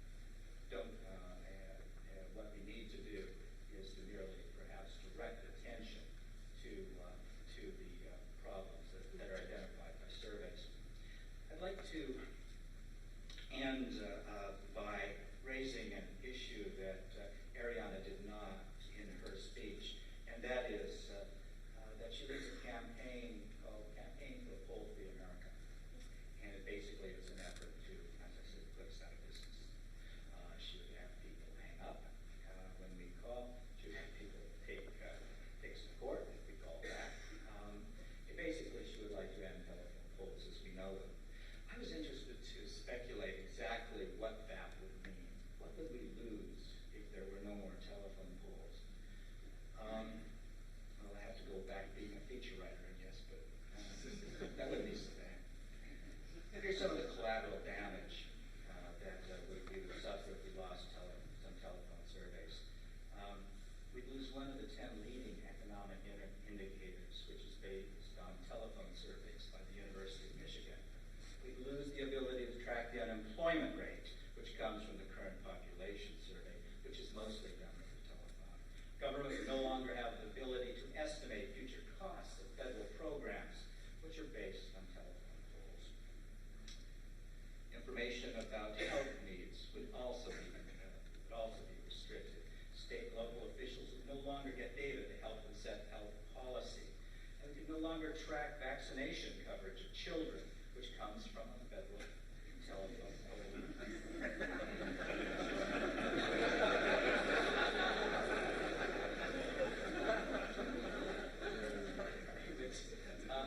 We would lose other measures as well. We would lose our most reliable estimate of educational performance of crime, which comes from a survey that is done in large part by telephone. And we lose key measures of the educational performance of children. Other victims would include our friends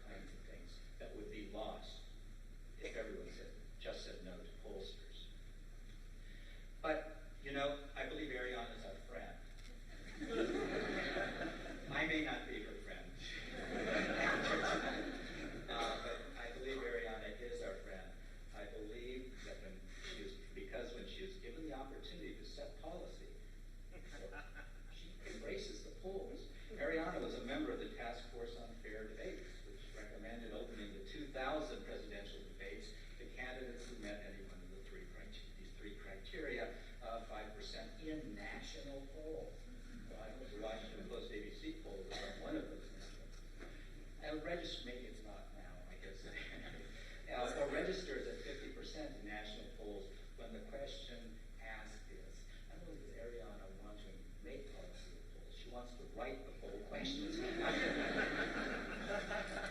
Do you think the following candidates should be included in the presidential debate?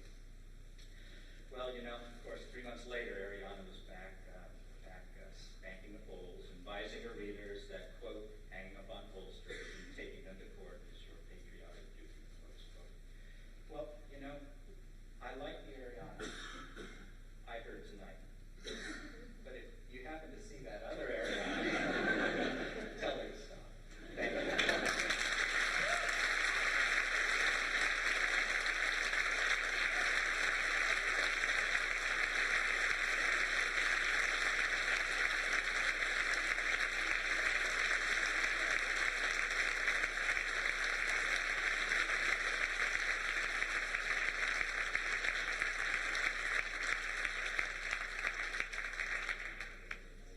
Before we open the floor to comments and questions, we will give Arianna an opportunity to reply.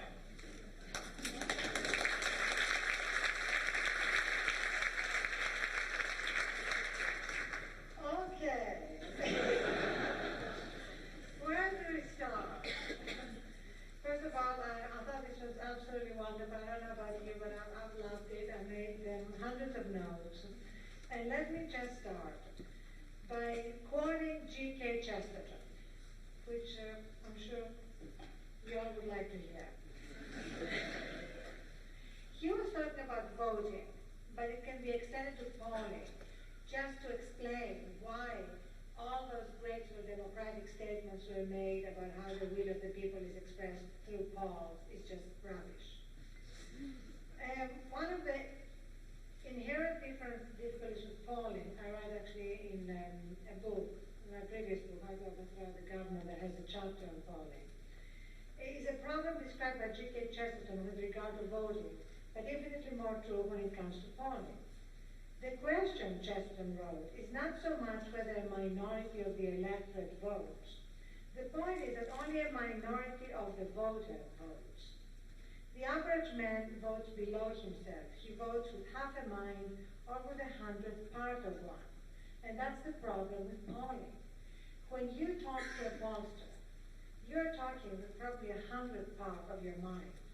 You know, basically, how many people are really willing to ponder the questions deeply? And how many are just trying to plow through the exercise as quickly as possible and get back to watching The Bachelor?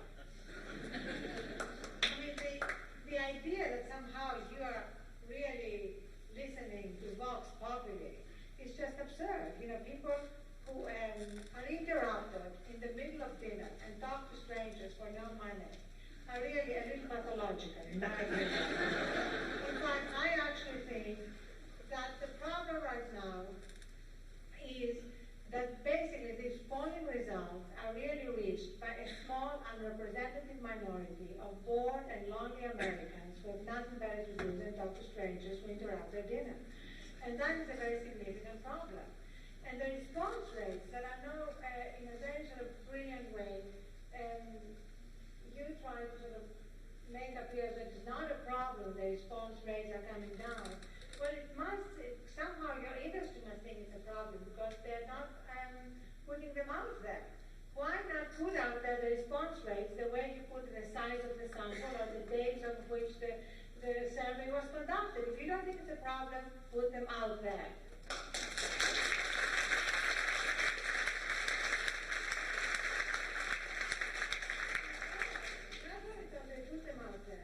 But I spent a week trying to get them out of colleges. And I want to tell you how hard it was. And I didn't call them at dinner time. I didn't call them. I called them during office hours, okay? And nevertheless, here's really the result. First of all, I had really one question inquiry. It was very simple. My question is, can you please, as very polite, give me the response and refusal rates for your most recent national poll? So first I called ABC News pollster Jeff Alderman. Is he here? He's dead. Oh, I'm sorry.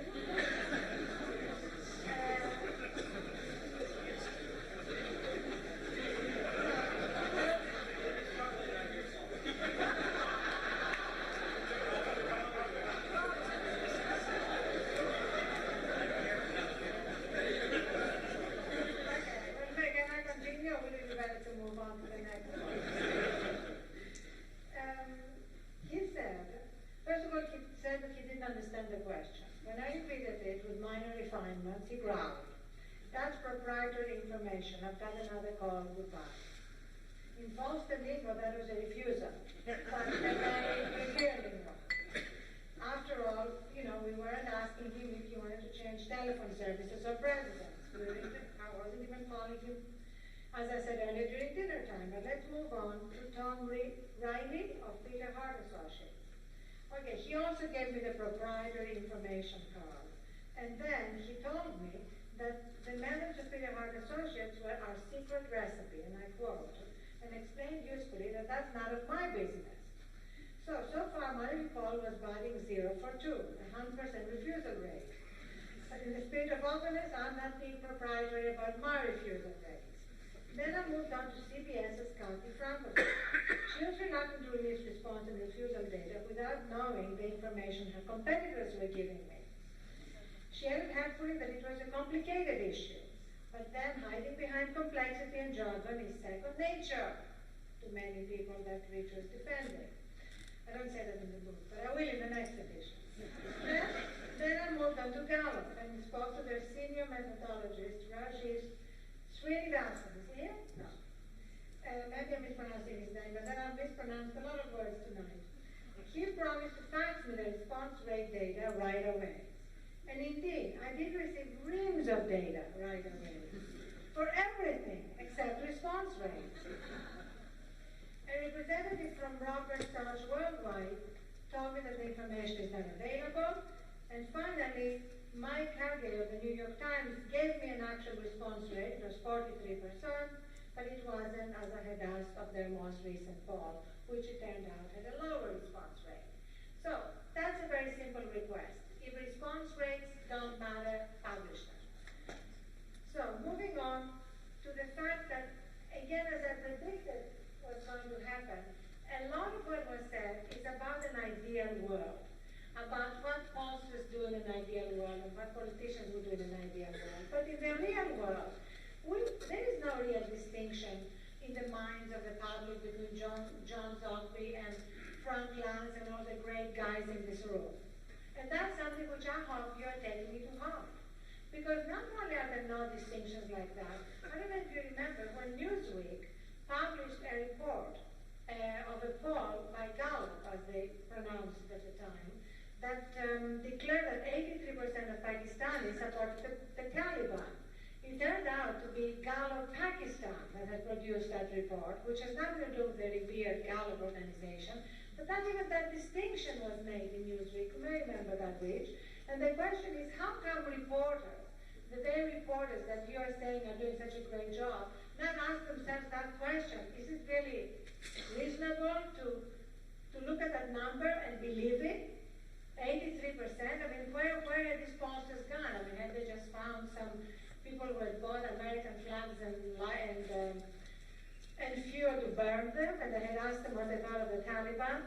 So the question here is the complete credibility given to any number put out there by reporters. That's the problem I have with the way the media report the polls.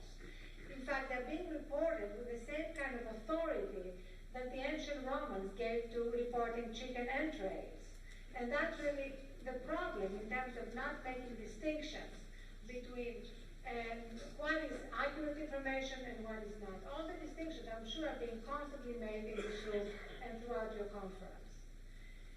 So, to go on to the whole issue of war and peace, and you quoted from my latest column, the 77% solution, where I quoted the LA Times column, and the LA Times poll, that had a 50% approval of invading Iran, compared to the Gallup poll that had a 24% approval. And you said that for you this seemed to be absolutely fine because the questions are so differently worded.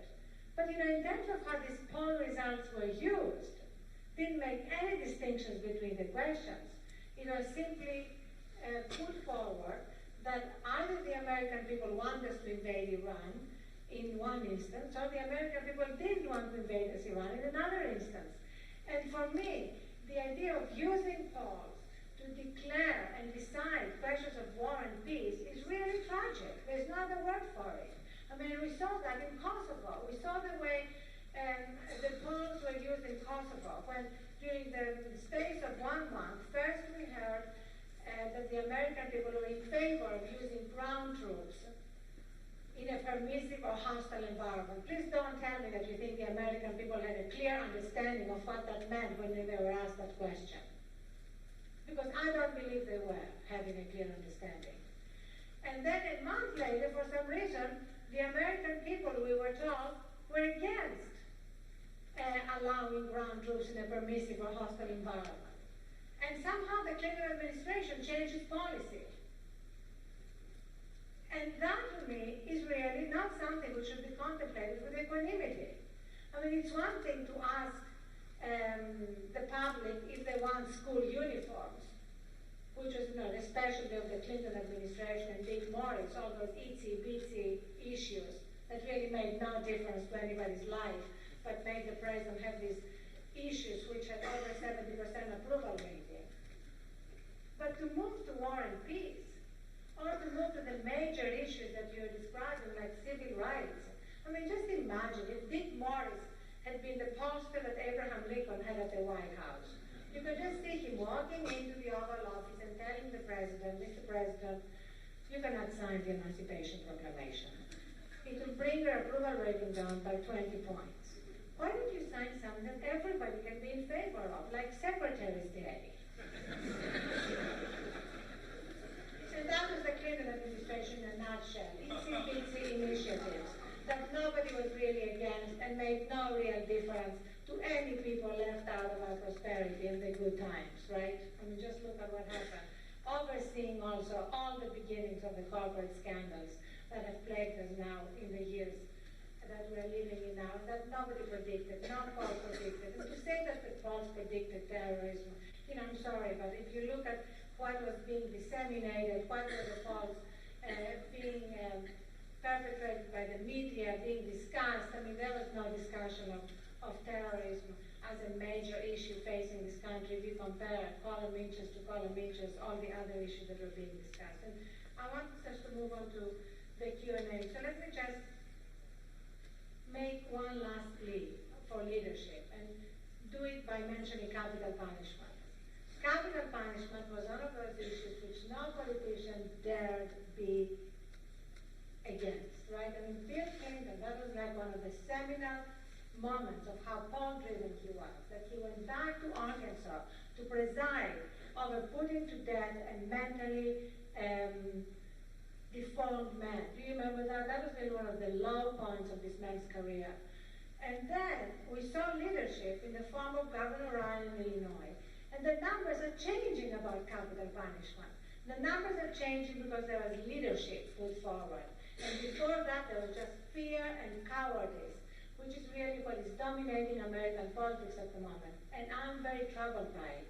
And I feel that anything that enables that cowardice and enables that spinelessness that we see, and that absolutely I'm so contemptuous of, I cannot even begin to tell you, is something to be avoided. And that's why I don't mind any of the polling surveys that you mentioned, Rich, all the good consumer surveys and all that. I have just one target, and that's things that politicians can use. And they're not going to use your employment surveys and all that. They don't really care about that. They're just going to use what they think the public is going to respond to in order to get them elected. That's really the issue. What's going to get them elected? And the only thing they ultimately understand is punishment, which means what are the issues that are going to keep them out of office or not return them to office. And that's really ultimately what matters, the addiction of politicians to polls and the way it is undermining our democracy. Thank you.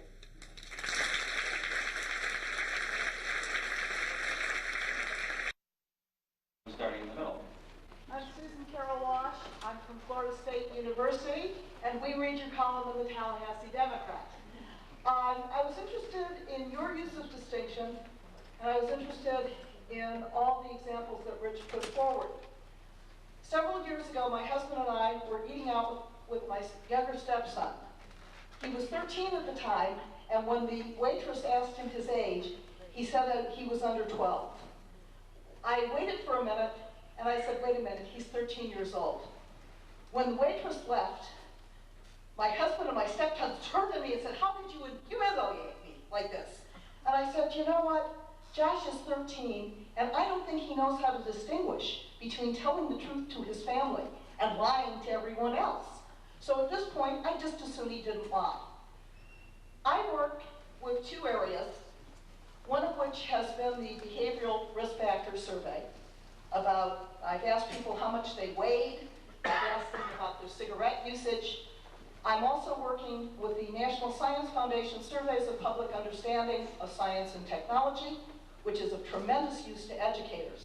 And what I have to ask you is, when you say people say no to polls, do they distinguish between the good polls that you yourself admit provide some valuable services and the bad polls that you don't? And if you say to people, just say no to polls, won't they say no to them all?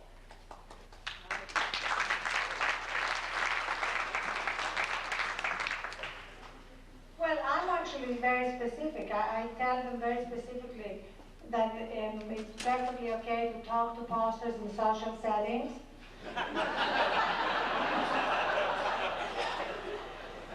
And to specifically say no to polls that are about the political questions of the day. And I think the distinction is very clear. If they get a poll about who they're going to vote for, or what issue they think is most important in the next election, or any of those clearly political polls, these are political polls. They are not consumer surveys or any of the other things that you have been praising, and I agree with you, have some value. Arianna, I beg to differ. In fact, if you go to Arianna's website, to the campaign for a Poll-Free America. It's actually a crusade. Oh.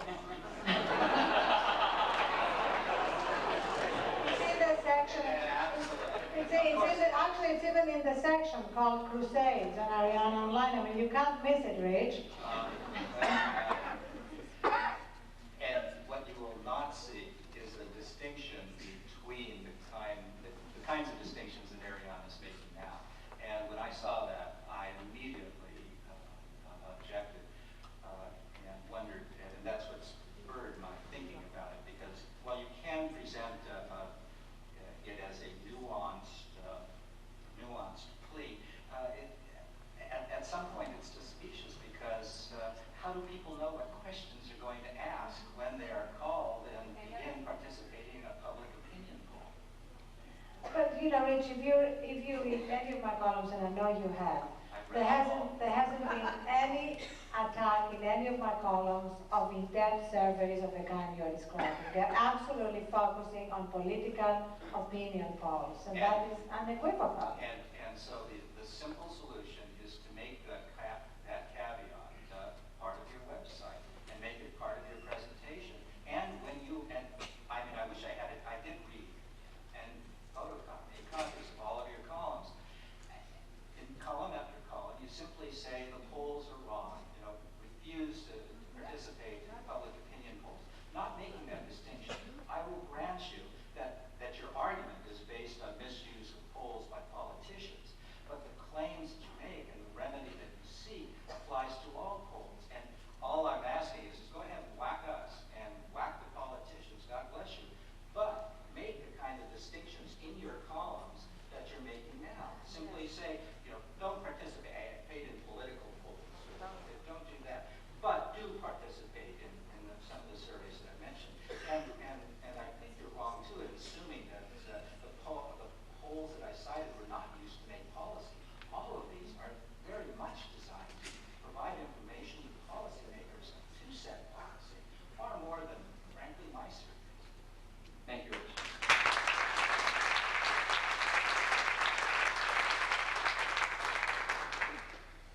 I'm the aforementioned Mark Melman. I am delighted that you and all and Arianna were able to get together and decide that we were really the enemies, resolve your differences. But I really wanted to, we always tell our clients don't defend attack. So in the spirit of that, let me make 3 quick points in the form of a question. The question is, don't you agree with me?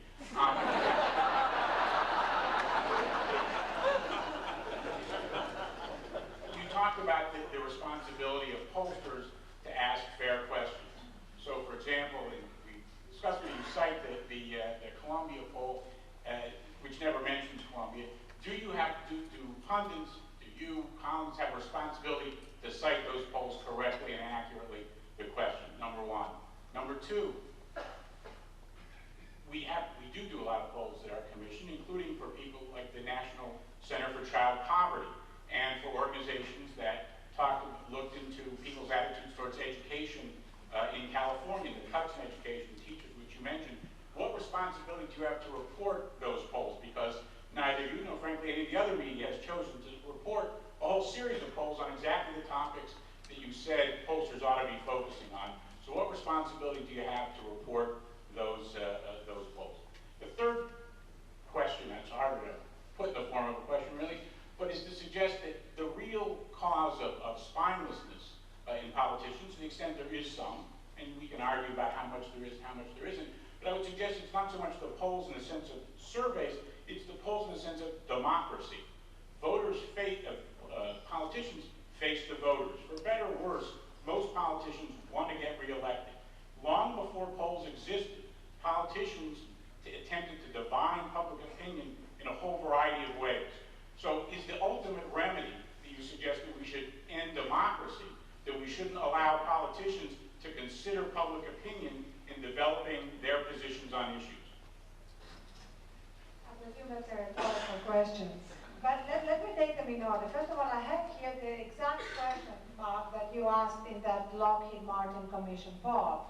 And it was even more specific than I said. It actually asked whether voters would support $2 billion being spent on, and I'm quoting, tracking planes. And it didn't say Lockheed Martin tracking planes, but it actually said tracking planes to be flown in drug-producing areas. So it wasn't just a kind of aid, it was aid given for tracking planes. I mean, how much more commission can a poll get? Then your other question about why aren't the polls about education and school shortages in California being used? And that's precisely my point. They're not being used by politicians who would rather promote tax cuts. And other polls that are in favor of all these tax cuts are being used. That's precisely the point that I've been trying to make. And your last point about how do you divine public opinion, let me remind you that leadership is not just about divining public opinion. Leadership is about building a consensus based on what you believe, on what your vision is for this country. And we've so forgotten that we don't even mention it. It's not just about giving people what they want. It's about looking around the corner at what they need and then seeing if you can create a consensus around it. If you don't create a consensus, you don't get elected. And guess what? There are worse things in life than not getting elected. Except for most of the existing crop of politicians, there aren't. Because their getting elected has become equivalent to their survival.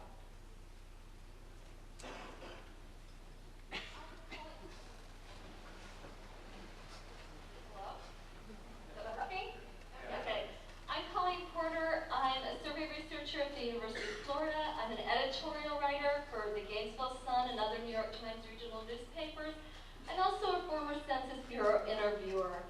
And you know, when I came here tonight, I thought that maybe we pollsters might be criticized and maybe even insulted.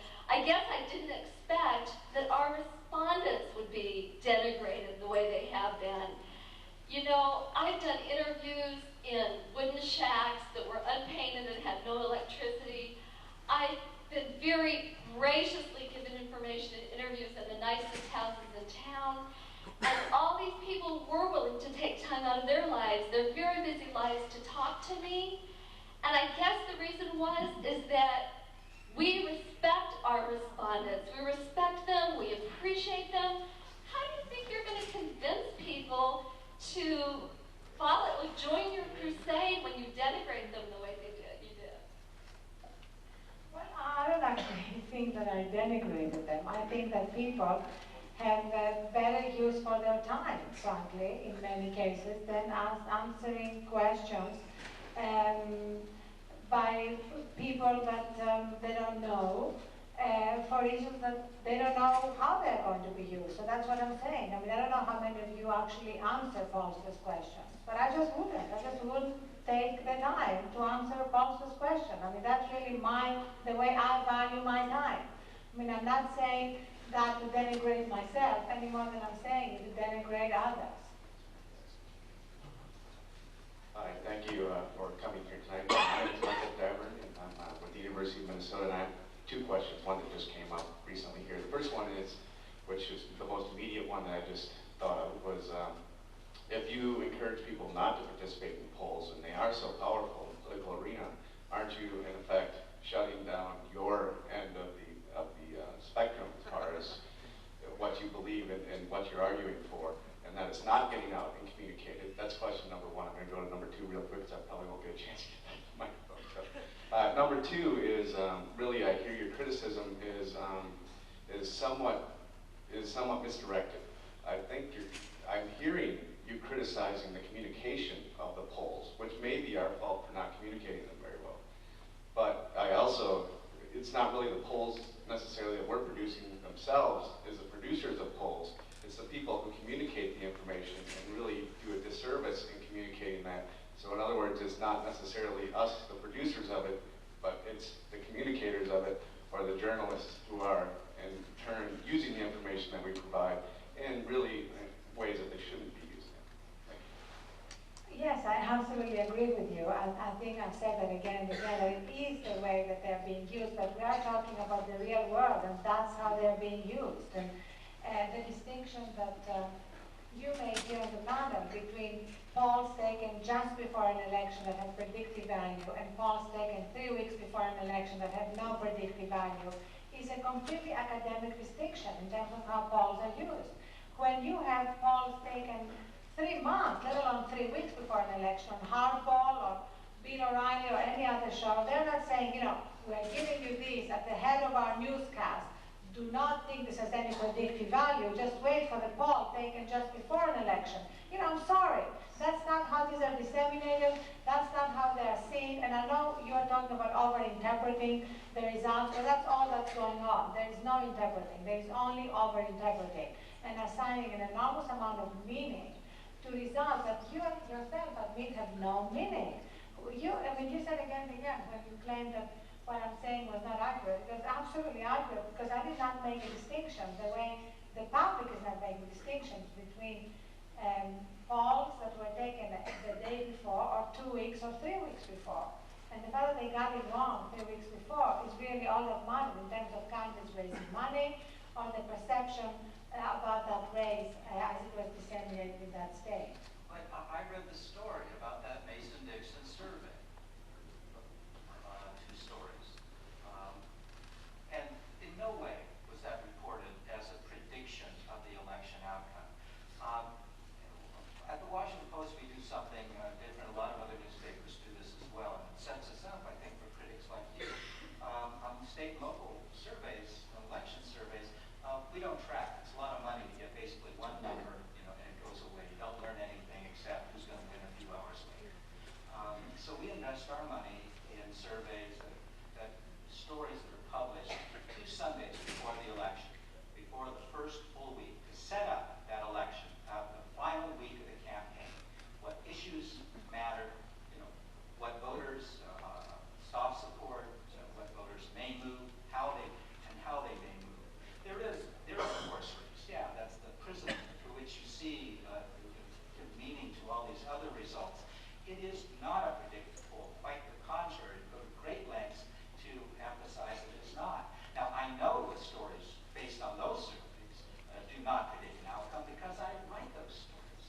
Well, you're not the only one writing those stories, I'm sorry, but I'm quoting directly from the story written in Georgia at the time, and they were written as though they were predicting that Democratic Governor Roy Barnes would beat challenger Sonny Perdue handily, according to a Mason-Dixon poll.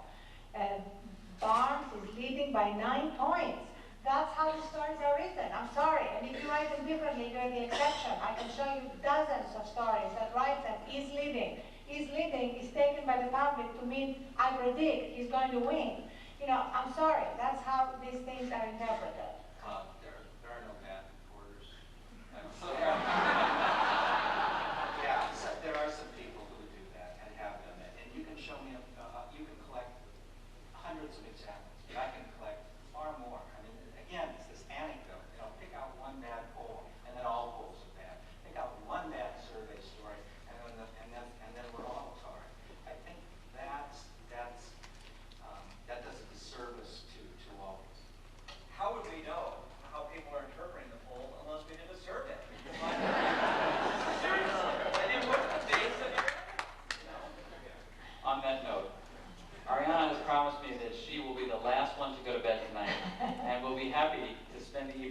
talking with us all.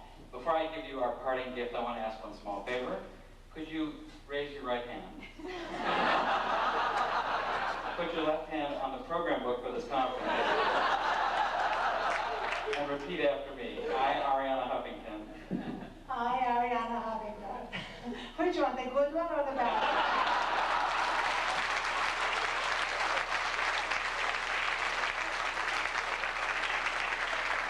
I want them both. We'll never again try to kill off all survey research. Have never tried to kill off all survey research.